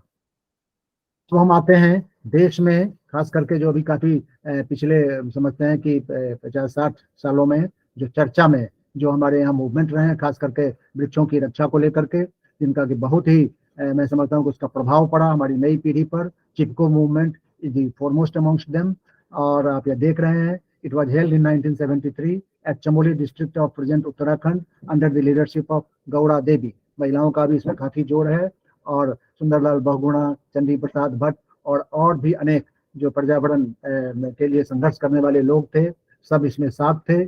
और इस कारण हिमालय में पहाड़ों की कटाई, पहाड़ों में जंगलों की कटाई पर रोक लगी। और यहाँ पे देख रहे हैं किस तरह से गौड़ा देवी के नेतृत्व में वृक्षों में ये महिलाएं चिपक गई, उन्होंने इतिहास बना डाला, और इस देश में पर्यावरण संरक्षण के लिए जो उनका जो योगदान है वो संरक्षणों में लिखा जाता है, हम उसको आज भी याद करते हैं। नेक्स्ट इसके सुंदरलाल बहुगुणा जी हैं, अभी नहीं है दुनिया में, लेकिन उन्होंने जो नेतृत्व दिया खास करके वो आज भी हम लोग याद करते हैं, और आगे भी हमारे लिए उनका जो योगदान है पर्यावरण संरक्षण में वो हमारे लिए स्वर्ण अक्षरों में अंकित रहेगा। Next one. अब हम चर्चा करते हैं, आप देखिए किस तरह से अमृता देवी जो इससे पहले हुई, और किस तरह से जो आज खास करके जो ये हरियाणा और राजस्थान के जो समुदाय हैं खेजड़ी वृक्ष को मानने वाले खास करके, तो किस तरह से इन महिलाओं ने अपनी जान दे दी, गर्दन कटा दी, और लेकिन खेजड़ी वृक्ष को और कृष्णमृग को ये इन्होंने अधिघात नहीं होने दिया। तो यह भी हमारे इतिहास में अंकित है कि पर्यावरण संरक्षण के लिए यदि हमें कुछ बलिदान करना हो तो उसमें भी हमें आगे आना चाहिए, और यह पवित्र वृक्ष खेजड़ी का वृक्ष हम आप ये देख रहे हैं। नेक्स्ट। अब आप देखिए, tribal agricultural activist and preserver of paddy seeds from Odisha awarded Padma Shri. अब हम संरक्षण करें, हमारे जो बीज हैं पुराने पारंपरिक बीज हैं, ठीक है, बढ़ती जनसंख्या का पेट भरने के लिए हमारे पास उन्नत किस्म के अनाज होने चाहिए, और हो भी रहे हैं। एक समय देश में ऐसी स्थिति थी जिस वक्त आज़ादी मिली कि लोगों के पास खाने को पूरा अन्न नहीं था, लेकिन ग्रीन रिवॉल्यूशन का ये कमाल है, इम्प्रूव्ड वैरायटीज का ये कमाल है कि आज हम कोविड के टाइम में भी पूरे देश को खिला रहे हैं, 80 करोड़ लोगों को आज 2 साल से ऊपर से हम उनको फ्री राशन दे रहे हैं। विदेश में भी हम इनका निर्यात कर रहे हैं। लेकिन यह आवश्यक है कि हमारे पास जो ओरिजिनल वेराइटीज हैं उनका संरक्षण किया जाए। और अभी सरकार आप देख किस तरह से उन लोगों को सम्मानित करती है जो इस तरह से परंपरागत हमारे पर्यावरण की रक्षा के काम में जुटे हुए हैं। अभी ये एक फोटोग्राफ है किस प्रकार से खास करके ये जो ये हरियाणा की जो का जो समुदाय है, खासकर गुरु जम्भेश्वर के जो अनुयायी हैं। और ये देखिए एक तरफ महिला अपने बच्चे को दूध पिला रही है और एक तरफ जो कृष्ण मृग है उसके शावक को दूध पिला रही है। तो यह भी एक आप देख रहे हैं किस तरह से हमारी नस नस में हमारे में ये पर्यावरण संरक्षण का ये सूत्र जुड़ा हुआ है, उसका एक बहुत ही शानदार उदाहरण है। नेक्स्ट दूसरा है तुलसी Gowda when a barefoot tree goddess shown at the Padma Awards 2020। और किस तरह से ये आप देखिए किस तरह से ये नंगे पैर ये महिला राष्ट्रपति के द्वारा सम्मानित हो रही है। और वो भी किस काम के लिए, तो फिर वही पर्यावरण के संरक्षण के लिए, वृक्षों के संरक्षण के लिए, परंपरागत बीजों के संरक्षण के लिए, उसके ये सारे उदाहरण हैं। अब हम आते हैं द सीड्स ऑफ वंदना शिवा। उत्तराखंड में वंदना शिवा पर्यावरण के क्षेत्र में तो काफी काम कर रही हैं। Vandana Shiva is a renowned physicist, environmental activist, and author. She is founder of the Research Foundation for Science, Technology, and Ecology, participatory public interest research organization. She travels worldwide, speaking passionately about the dangers of genetic engineering, biopiracy, and seed patenting, and the importance of sustainable agriculture and preserving seed variety. She spoke on these topics at the Organicology conference held in February in Portland. Next one. Women performing but Savitri festival. महिलाएं खास करके किस तरह से परंपरागत रूप से वृक्षों की पूजा करती हैं, उसका सबसे बड़ा उदाहरण है ज्येष्ठ महीने की अमावस्या को होने वाला बट सावित्री पर्व, जिसमें वो अपने पति की रक्षा के लिए, जीवन की रक्षा के लिए इस तरह से व्रत करती हैं। और in a way this is a conservation effort जो कि महिलाएं करती हैं। ये वस्तुतः पर्यावरण रक्षा है। पति की उम्र के बढ़ाने की कामना के साथ पूजा उपासना करने के साथ ही यह पर्यावरण रक्षा का ये बहुत बड़ा पर्व है। खास करके बट सावित्री फाइकस आपको बेंगालेंसिस जो बरगद का पेड़ है, इसको की स्टोन स्पीसीज कहा जाता है। ये मोरेसी फैमिली का पेड़ है। इसके सभी वृक्षों को की स्टोन स्पीसीज कहा जाता है क्योंकि ये स्वयं में जो जीवन यापन करते हैं वो करते ही हैं, लेकिन अपने साथ enormous amount of seeds fruits करके, और चूंकि इनका बहुत बड़ा बॉडी होता है तो बहुत सारे जानवरों को भी आश्रय करते हैं। पर्यावरण में ऑक्सीजन की आपूर्ति में इनका बहुत बड़ा योगदान होता है, तो इसीलिए इन्हें की स्टोन स्पीसीज कहा जाता है। और इसकी अधिकांश प्रजातियों को, बरगद है, पीपल है, गूलर है, पाकर है, प्रजातियों को किसी न किसी रूप में तो हम उसकी पूजा करते हैं। और पूजा करने का मतलब हुआ उनका संरक्षण करते हैं और पर्यावरण का भी संरक्षण करते हैं। Next one. अब आप देखिए ये भी किस तरह से अनेक अनुरूपों में वृक्षों की पूजा हो रही है। लोग मन्नतें मांगने के लिए उनमें बांधते हैं। Next one. तो पीपल ट्री पूजा, खास करके अमावस्या को, सोमवती अमावस्या को पीपल वृक्ष की पूजा होती है। यह भी मोरेसी फैमिली का प्लांट है, ficus religiosa. Next one. Everything begins and ends with water for us. A 44-year-old farmer, Arunada Seth, and a water activist, conservationist in Amtula village in the Lakhimpur district of Assam. Das was recently honored as a water champion along with 40 more women who have raised awareness about water and improved access to it by the United Nations Development Program in India. We have several such examples. They come forward on their own voluntarily and add to the efforts made by the government, खास करके पर्यावरण रक्षा के लिए इस तरह के बहुत सारे वॉलंटरी एफर्ट्स हो रहे हैं। लोग आगे आ रहे हैं और उसका परिणाम भी हमें देखने को मिल रहा है। Next has learned the importance of water conservation the hard way. Her village is located in a flood-prone area. In 2017, a flood caused by a dam upstream destroyed everything in her village: property, cattle, crops. It contaminated their drinking water and dumped sand in the fields, leaving them uncultivable. With help from People's Action for Development, an NGO and a partner of Oxfam India. Next one.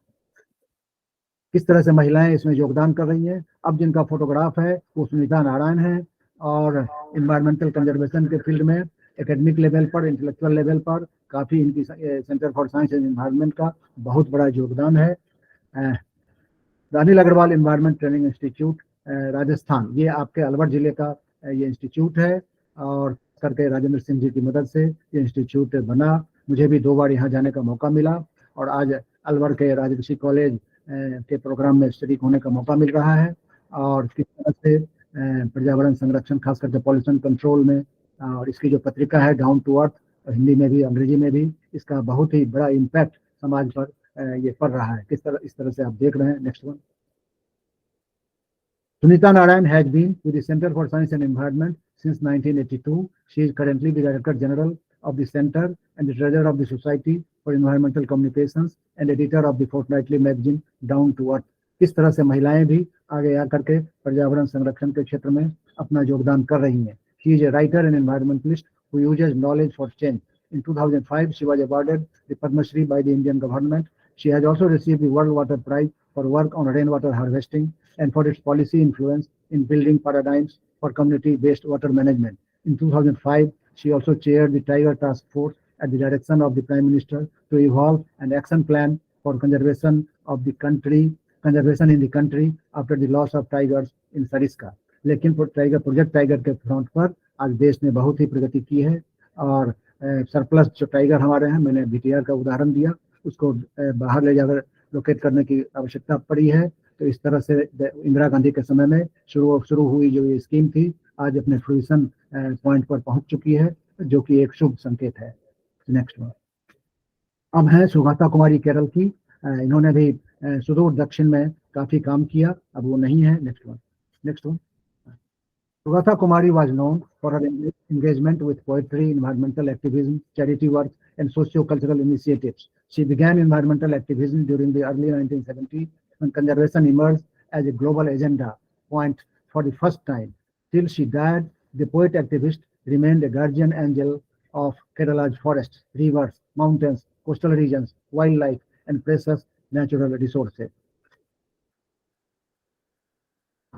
अब देखिए दूसरा example है सावित्री श्रीवास्तव। घर गृहस्थी की जिम्मेदारियों को संभालते हुए मध्य प्रदेश के ग्वालियर शहर की सावित्री श्रीवास्तव ने भूजल स्तर को बढ़ाने के लिए रेन वाटर हार्वेस्टिंग सिस्टम तैयार किया। इस सिस्टम से देश के कई हाईवे पर करोड़ों लीटर पानी धरती की कोख में पहुंचाया जा रहा है। NHAI के साथ साथ हाईवे निर्माण में जुटी देश की 8 बड़ी निजी कंपनियों ने भी इसे अपनाया है। जल शक्ति मंत्रालय ने रेन वाटर हार्वेस्टिंग के इस मॉडल को सराहा और सावित्री को वर्ष 2020 में वाटर हीरो सम्मान प्रदान किया। और आप देख रहे हैं किस तरह से परिवार से इनको प्रेरणा मिली। सावित्री श्रीवास्तव के परिवार में वाटर प्यूरिफायर का व्यापार होता है, एक सिस्टम उनके घर में भी लगा है। उन्होंने देखा कि वाटर प्यूरिफायर में पानी शुद्ध होने के दौरान बड़ी मात्रा में व्यर्थ हो रहा है। यहीं से उन्हें जल संरक्षण के लिए सिस्टम बनाने का विचार आया। 1 वर्ष के कड़े परिश्रम के बाद यह सिस्टम तैयार हुआ और 2016-17 वर्ष में ग्वालियर में 14 किलोमीटर लंबी शिवपुरी लिंक रोड पर इसका प्रयोग सफल रहा। इस क्षेत्र में भूजल स्तर 150 फीट से 80 से 85 फीट पर आ गया। इसके बाद इनका सिस्टम NHAI तक पहुंचा। NHAI पहले हाईवे पर शॉक पिट बनाया करता था, बाद में उसने इस सिस्टम को हाईवे के किनारे लगाना आरंभ किया। सावित्री श्रीवास्तव का बनाया सिस्टम वर्तमान में हरियाणा, दिल्ली से राजस्थान को जोड़ने वाले नेशनल हाईवे 248 में द्वारका और मध्य प्रदेश, राजस्थान व उत्तर प्रदेश को जोड़ने वाले नेशनल हाईवे 552 पर प्रयोग में लाया जा रहा है। हाल ही में यह सिस्टम चंडीगढ़ में ओवरब्रिज के नीचे लगाया गया। छत्तीसगढ़ में रायपुर, बिलासपुर में भी इसका प्रयोग हुआ है। तो इस तरह से हम देख रहे हैं किस तरह से इस तरह के सक्सेस स्टोरीज उनको हमें आगे बढ़ाने की जरूरत है, ताकि अधिक से अधिक लोग प्रेरित बढ़ सकें, कर सकें। अब हम एक एग्जाम्पल देते हैं ग्रेटा थुनबर्ग, जो कि स्वीडन की है महिला बालिका।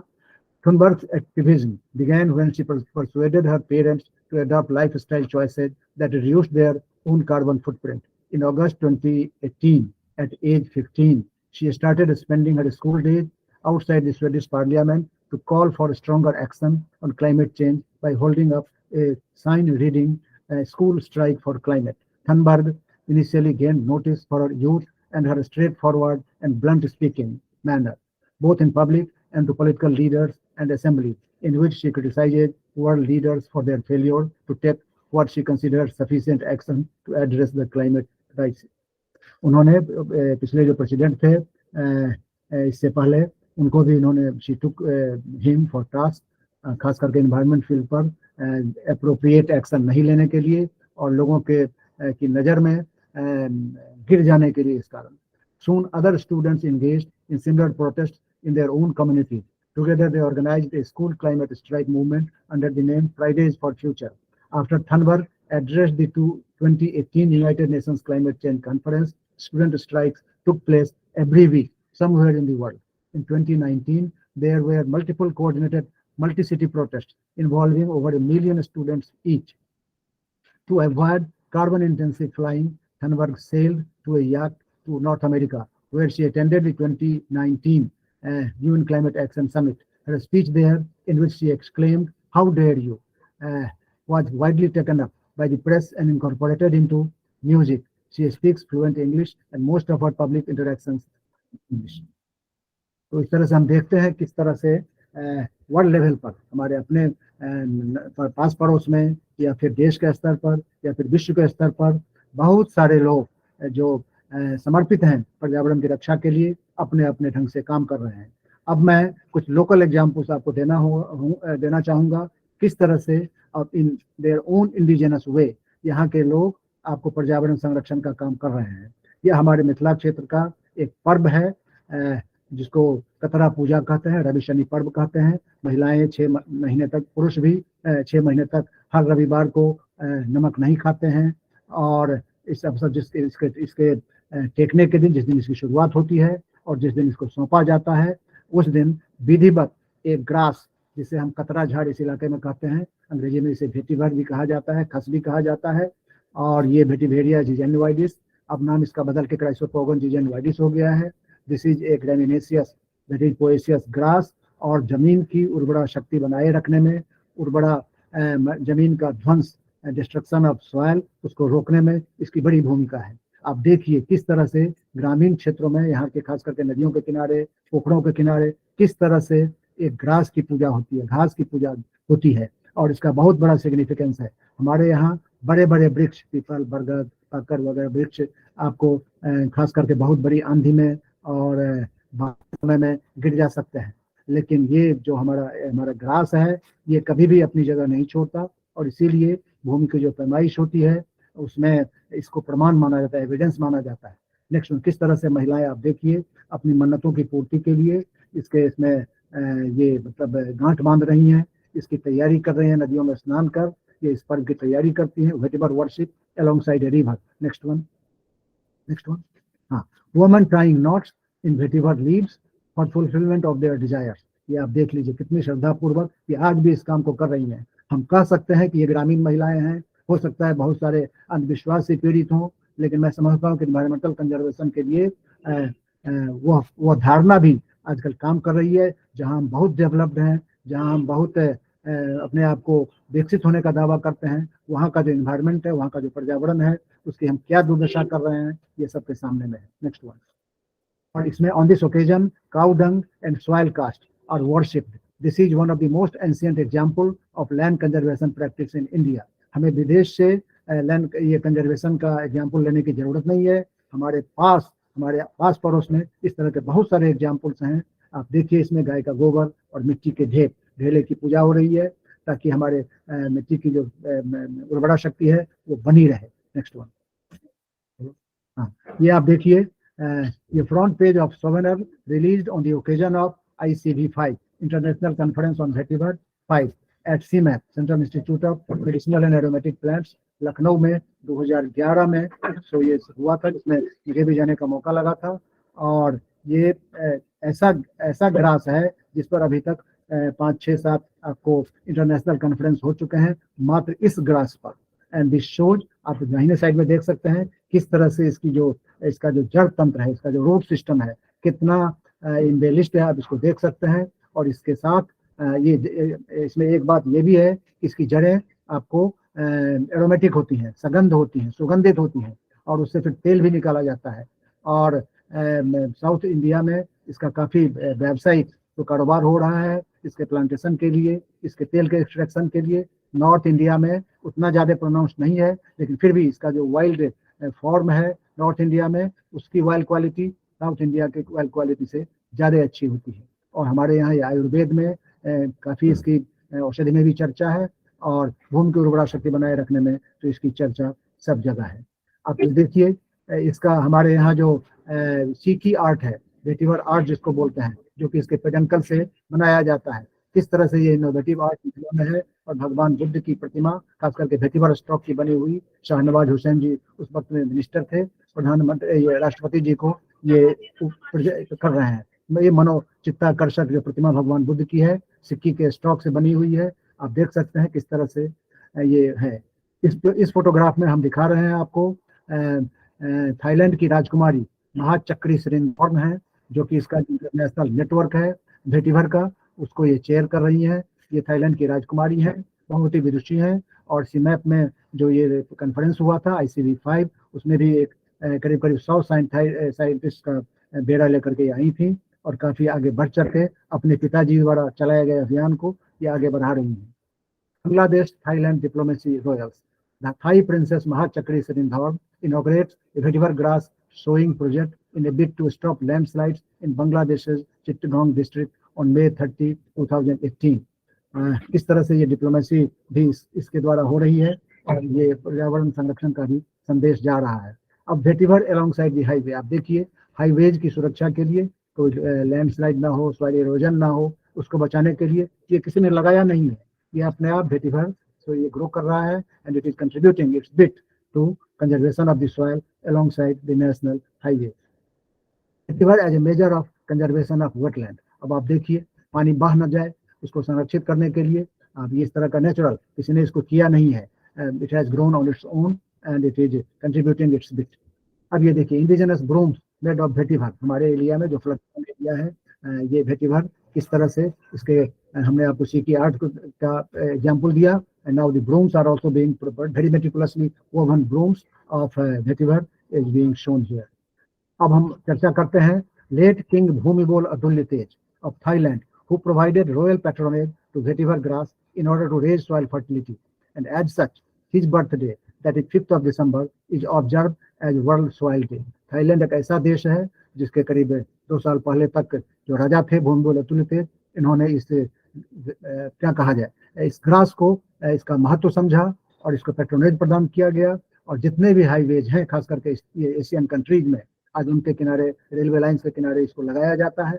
दोनों तरह का इससे काम होता है, और इसीलिए उनकी जन्मदिन है 5th of December, उसको वर्ल्ड सॉइल डे के रूप में मनाया जाता है। अब ये श्रीनथॉर्न है, इन्होंने उस वक्त में वेटिवर एंड क्लाइमेट चेंज नाम का जो ICV5 हुआ था उसमें उन्होंने अपना मैसेज दिया था। तो मैंने इसको समझा, उचित समझा कि मैं इसको प्रसारित करूं। Maha Chakri Sirindhorn, late king Bhumibol is the most outstanding example for his work in environmental preservation and development. He encouraged Thai people who worked in the fields to preserve natural resources and work according to nature. He advised hill tribe people in Thailand to grow vetiver grass. The vetiver grass is good in conserving soil and water since its root is very long and holds fast onto land. It can be used as a natural wall in order to slow down the flow of water and thus keep the soil wet enough for good planting. The king's innovation of the use of vetiver grass in plantations is well recognized by many international leaders. He was praised for his natural conservation and protection of natural environments, as well as his work for the decrease of global warming. On February 28, 1993, the International Erosion Control Association thus presented him the International Merit Award. In addition, the United Nations declared December 5, the king's birthday, as World Soil Day, and the year 2013 as the International Year of Soils. So this is the contribution. Another form of vetiver worship. हमारे यहाँ मिथिला क्षेत्र में तरह तरह से इसकी विधिवत पूजा होती है, and that is much pronounced. तो हमको we take due notice of it, and तो इस तरह से वेटिवर की कहानी खत्म हुई। अब हम आते हैं on cluster plantation, indigenous conservation efforts, cluster plantation of sacred tree. हमारे यहाँ मिथिला क्षेत्र में खास करके यह परंपरा है कि करीब करीब हर गांव में 2 वृक्ष, कम से 2 या 3 वृक्ष एक साथ लगाए जाते हैं। उसमें एक सबसे ज्यादा पीपल होता है और बरगद होता है, लेकिन उसके साथ पाकर भी होता है। और आप ये देख रहे हैं हमारे चारों एग्जाम्पल्स जो हमने दिया है, ये आपको विभिन्न क्षेत्रों में किस तरह से एक साथ लगाए जाते हैं। तो उसमें धार्मिक आधार तो है ही, और उसके बाद पर्यावरण संरक्षण का भी ये बहुत बड़ा संदेश है कि इस कारण से भी लोग इसको प्रमोट करें। ये आप देखिए, ये इसको हम लोग बोलते हैं भुइयां पूजा। किस तरह से एक गूलर वृक्ष के नीचे हिंदू समुदाय के लोग पीढ़ी बनाए हुए हैं, और इस पर काफी फल लगते हैं। बाईं तरफ आप देख रहे हैं, enormous amount, enormous number of fruits have come forward. और ये चूंकि इनको हम, ये भी मोरेसी का ट्री है, फाइकस ग्लोमेराटा या फाइकस रेसिनोसा। और देखिए आप दाहिने से आप देख रहे हैं किस तरह से एक कौवा यहाँ बैठा हुआ है। और ग्रामीण क्षेत्रों में ये खास करके ये देखने को मिलता है कि आज भी कहने को तो यह आस्था है और धर्म है, धार्मिक रिचुअल है, लेकिन ये पर्यावरण संरक्षण का मैं समझता हूँ कि आदि पर्व है। और इससे वृक्ष की तो रक्षा होती ही है, और अनेक जानवर जो जरूरी हैं पर्यावरण में, जिनका होना जरूरी है, उनको भी भोजन, आश्रय और संरक्षण मिलता है। ये आप देख रहे हैं किस तरह से महिलाएं व्यक्त कर रही हैं, वृक्ष की पूजा कर रही हैं। अब हम एक और परिचय एफर्ट जो है, मैं समझता हूँ कि at least 1000 years old effort, royal village of Andhratharhi in Madhubani district of Mithila area in Bihar, where 1000 year old irrigation system is still there. ये बगल में सुजलवे नदी है, उस गांव के बगल से होकर बहती है। और आप देख रहे हैं दाहिनी तरफ एक रिंग में 27 पोखरे हैं, और उससे नहर निकाली गई है, और उस नहर से एक पर एक सभी पोखरे भरते थे।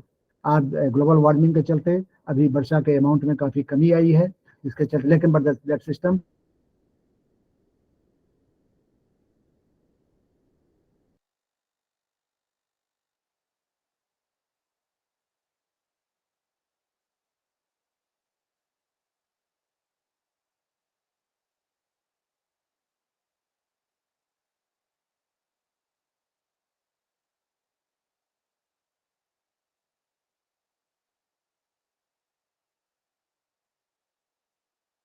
Still exist. और अभी panchayat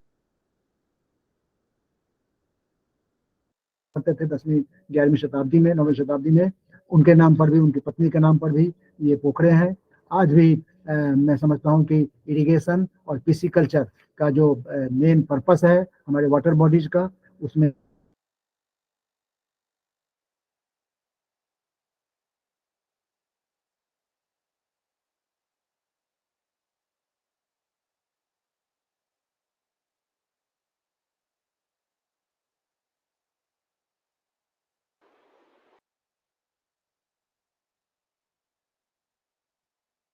Dr. Jha, please unmute yourself.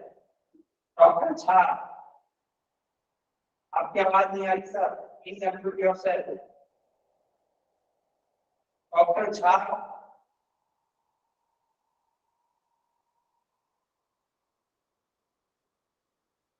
Doctor Jha,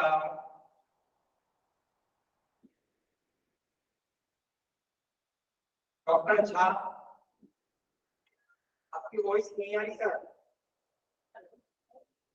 please unmute yourself.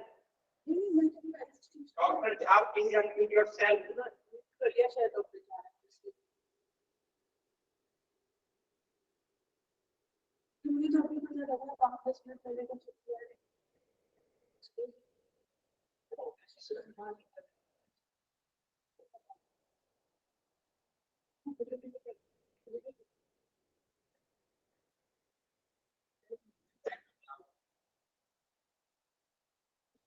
नहीं यार, किसी ने भी नहीं बताया। Doctor Jha, please unmute yourself. Doctor Jha, आपकी आवाज नहीं आ रही सर।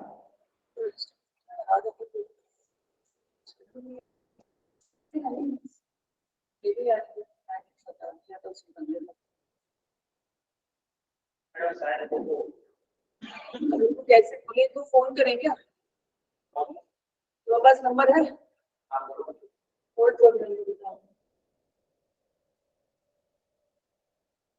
हमारे यहाँ से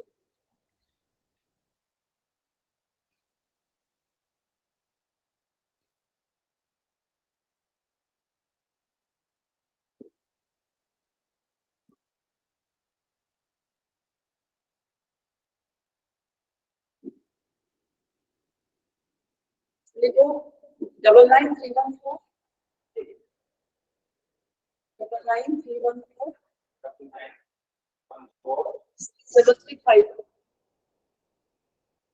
कॉलम एंड जैनल मॉडल उठा लेते हैं।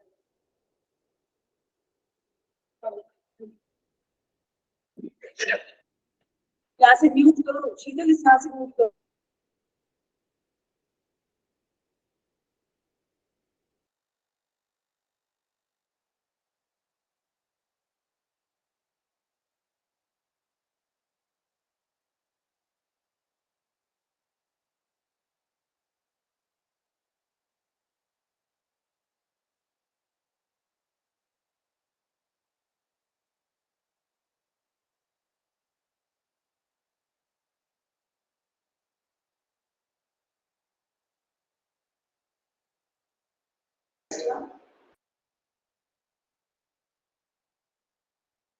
Dr. Jha, please unmute yourself.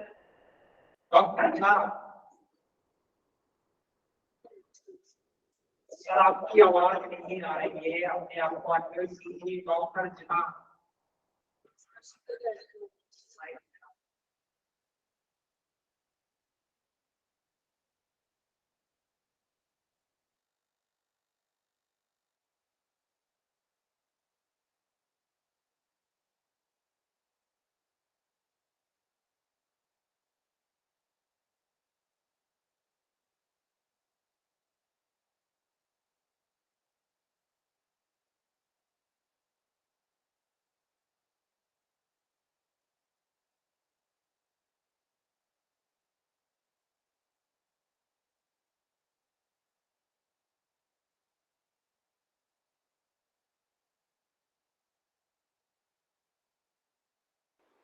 I think the speaker has muted himself and yeah, we tried, Lata Sharma ma'am, we tried calling Dr. Jha, but he's not answering. If you are in connection with him, please call him and tell him that he can rejoin. We are waiting for him. We're still waiting for him. Did you call Dr. Jha, Shita? Yes, So let's wait for 5 minutes if he rejoins back. Meanwhile, I would like to update you about some changes in ISTTP. जैसा कि आप सबको पता है कल की छुट्टी है और कल राजश्री कॉलेज में बंद रहेगा, इसलिए कल के जो सेशन से हमारे पोस्टपोन कर रहे थे, कल के सेशंस मंडे को होंगे और जो मंडे को पहले Tuesday. So please know that tomorrow is a holiday and day after Sunday is your home assignment day. Home assignment sheet will be circulated today in all the WhatsApp and Telegram groups. And I've got Dr. Jha is back. So please, Dr. Jha, let's continue the session. Thank you, Dr. Lata Sharma, for your help. We appreciate it.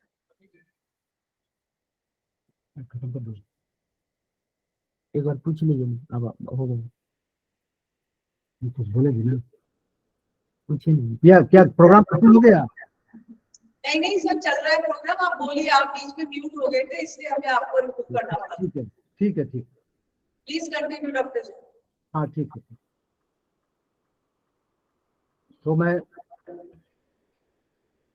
तो मैं बात कर रहा था कि पर्यावरण संरक्षण के लिए हम क्या करें, हम बड़े कदम उठाएं और साथ साथ हम छोटे भी कदम उठाएं, और खास करके छात्रों के लिए, छात्र छात्राओं के लिए हम छोटा सा काम छोटी सी मदद कर सकते हैं।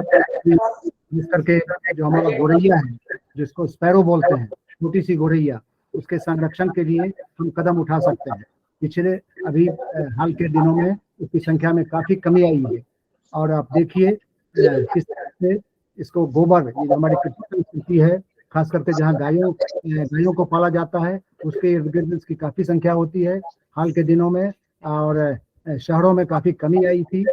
इसलिए फिर से हम गर्मियों में पक्षियों की जान बचाने के लिए यह नेक काम रोजाना करें। पक्षियों के लिए अपनी छत पर थोड़ा अनाज और पानी रखें। इस काम को तो हम कर ही सकते हैं, या तो प्रवृत्ति की बात है, ये इसको अपना करके हम जो भी मदद पर्यावरण के लिए हम कर सकते हैं। नेक्स्ट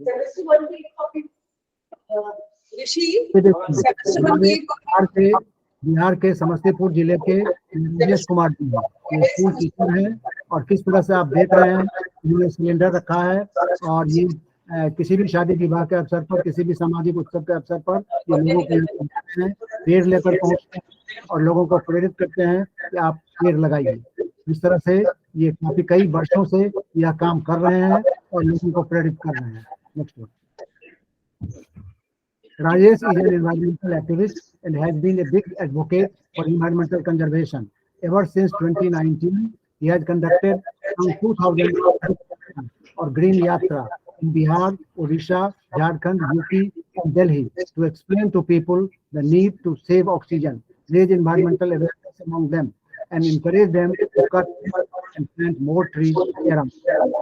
तो लोग अपने लेवल पर काम तो कर रहे हैं। अपने हमारे राष्ट्रपति और हमारे इलाके में खाना की फसल होती है, वेटलैंड क्रॉप है और बढ़ती ये जो पानी की जो लगातार कमी होती जा रही है, ऐसी हालत में लोग गहरे पोखरों, गहरे जलाशयों को छोड़ करके अब लोग खेतों में एरेबल प्लॉट्स में मखाने की खेती शुरू कर रहे हैं और इस तरह से पानी की भी बचत कर रहे हैं।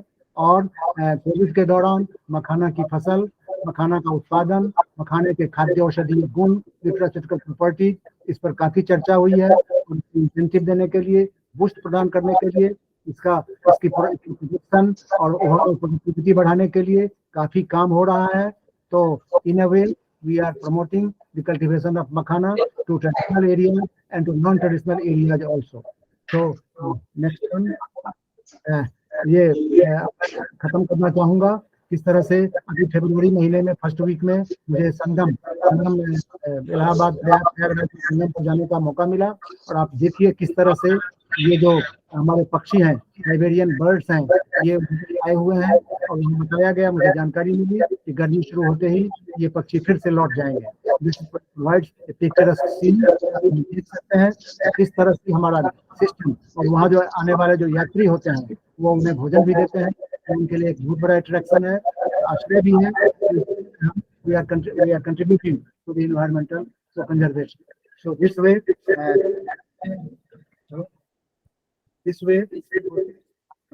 तो इस तरह से देखते हैं किस तरह से हमारा एनर्जी और एनवायरमेंटल कंजर्वेशन की दिशा में पूरा देश, पूरी दुनिया इस तरह से संलग्न है और लक्ष्य को प्राप्त करने के लिए पूरी सरकार लगी हुई है। India has taken a lead for achieving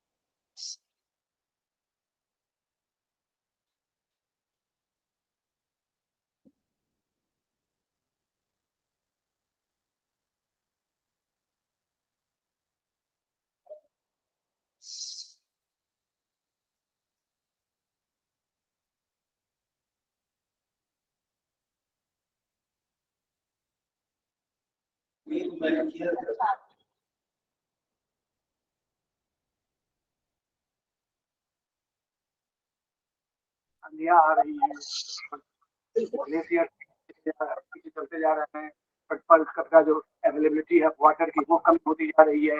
air quality index छोटे छोटे शहरों में जिस तरह से खराब होता जा रहा है, तो इसके लिए हमें आवश्यक है कि हम अपना पैटर्न बदलें। अभी पेट्रोल डीजल में जो ब्लेंडिंग हो रही है, आपको इथेनॉल की और बायोडीजल की, इसको प्रमोट करें। ऑल पॉसिबल प्रमोटेड ये हम समझते हैं सभी का दायित्व है। अदरवाइज हमारा जीवन 70 साल का हुआ वो किसी कट जाएगा, लेकिन आने वाली पीढ़ी के लिए बहुत ही संकटग्रस्त समय आने आ रहा है, उसकी हमें चिंता करनी है। मुझे आपने मौका दिया, इसके लिए मैं बहुत बहुत धन्यवाद देता हूँ। आभार को लेकर धन्यवाद।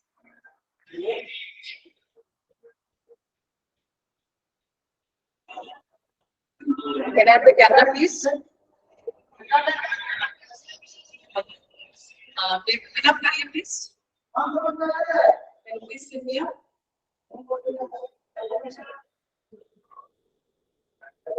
मुझे पिक कर दो शीतल।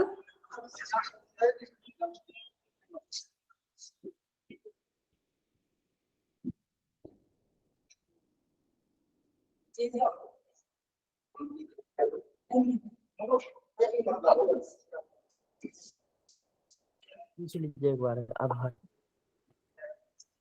you so much, Dr. Shah, for such a wonderful lecture and celebration. Actually, यहाँ पे हमारे यहाँ से US की meetings चल रही है, तो we are occupied with that one also.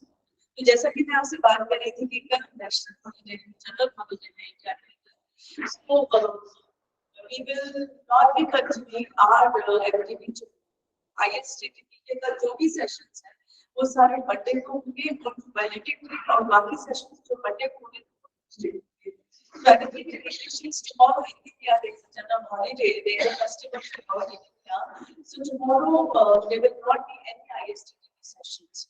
Sunday will be your home assignment and we will circulate the home assignment topic any questions in the WhatsApp group and the Telegram today. So please note that tomorrow and day after tomorrow there are no sessions. Do log in at 10:45 on Monday for new group of sessions and new speakers, and we always see you there then. And one more thing I would like to tell everyone that we are marking attendance on the Google Meet. If you don't sign even in one day, we will not be able to issue the certificate. So I request everyone that please do sign in at least once a day. Secondly, do fill the feedback form. Without filling the feedback form, we will not be able to issue the certificate. Thirdly, do submit your home assignments. Without home assignment, we will not be able to again issue the certificate. And the most important one, do register yourself. If you have not registered, you are attending the sessions, you do everything, we will not be able to issue the certificate. So 4 things: registration, attendance, home assignment, and feedback form. If you complete these 4 formalities, that will be. So Dr. Jha, it was such a pleasure to hear from you this night. Beautiful. इतने अच्छे paper cuttings आपने हमें दिखाए, इससे पता लगता है कि आप कितने विजिलेंट हैं पर्यावरण को लेकर। आपका हमारे साथ जुड़ना हमारा सौभाग्य है और मैं आपको बहुत-बहुत धन्यवाद करती हूँ ऑर्गेनाइजिंग कमेटी की तरफ से कि आपने हमारे को पहचान दिया। With this, we come to the end of the fourth day of ISTTP-8. You all have been wonderful people, you are amazing people, just it's you who make ISTTP so successful. I would like to thank all the keynote speakers who are wonderful other people who have been. Still they take out time and they talk to us. So thank you. Thanks to all my keynote speakers. And with this is Dr. Kapil Sharma along with my organizing committee, my advisor, Engineer Rajnikant Sharma ji, my technical team, Sheetal, Dilip, and we are signing off to the campus of Rajasthan. We'll see you sharp on 24th on Monday at 10:45 a.m. and at your next. Thank you so much. Have a wonderful day ahead. Bye bye.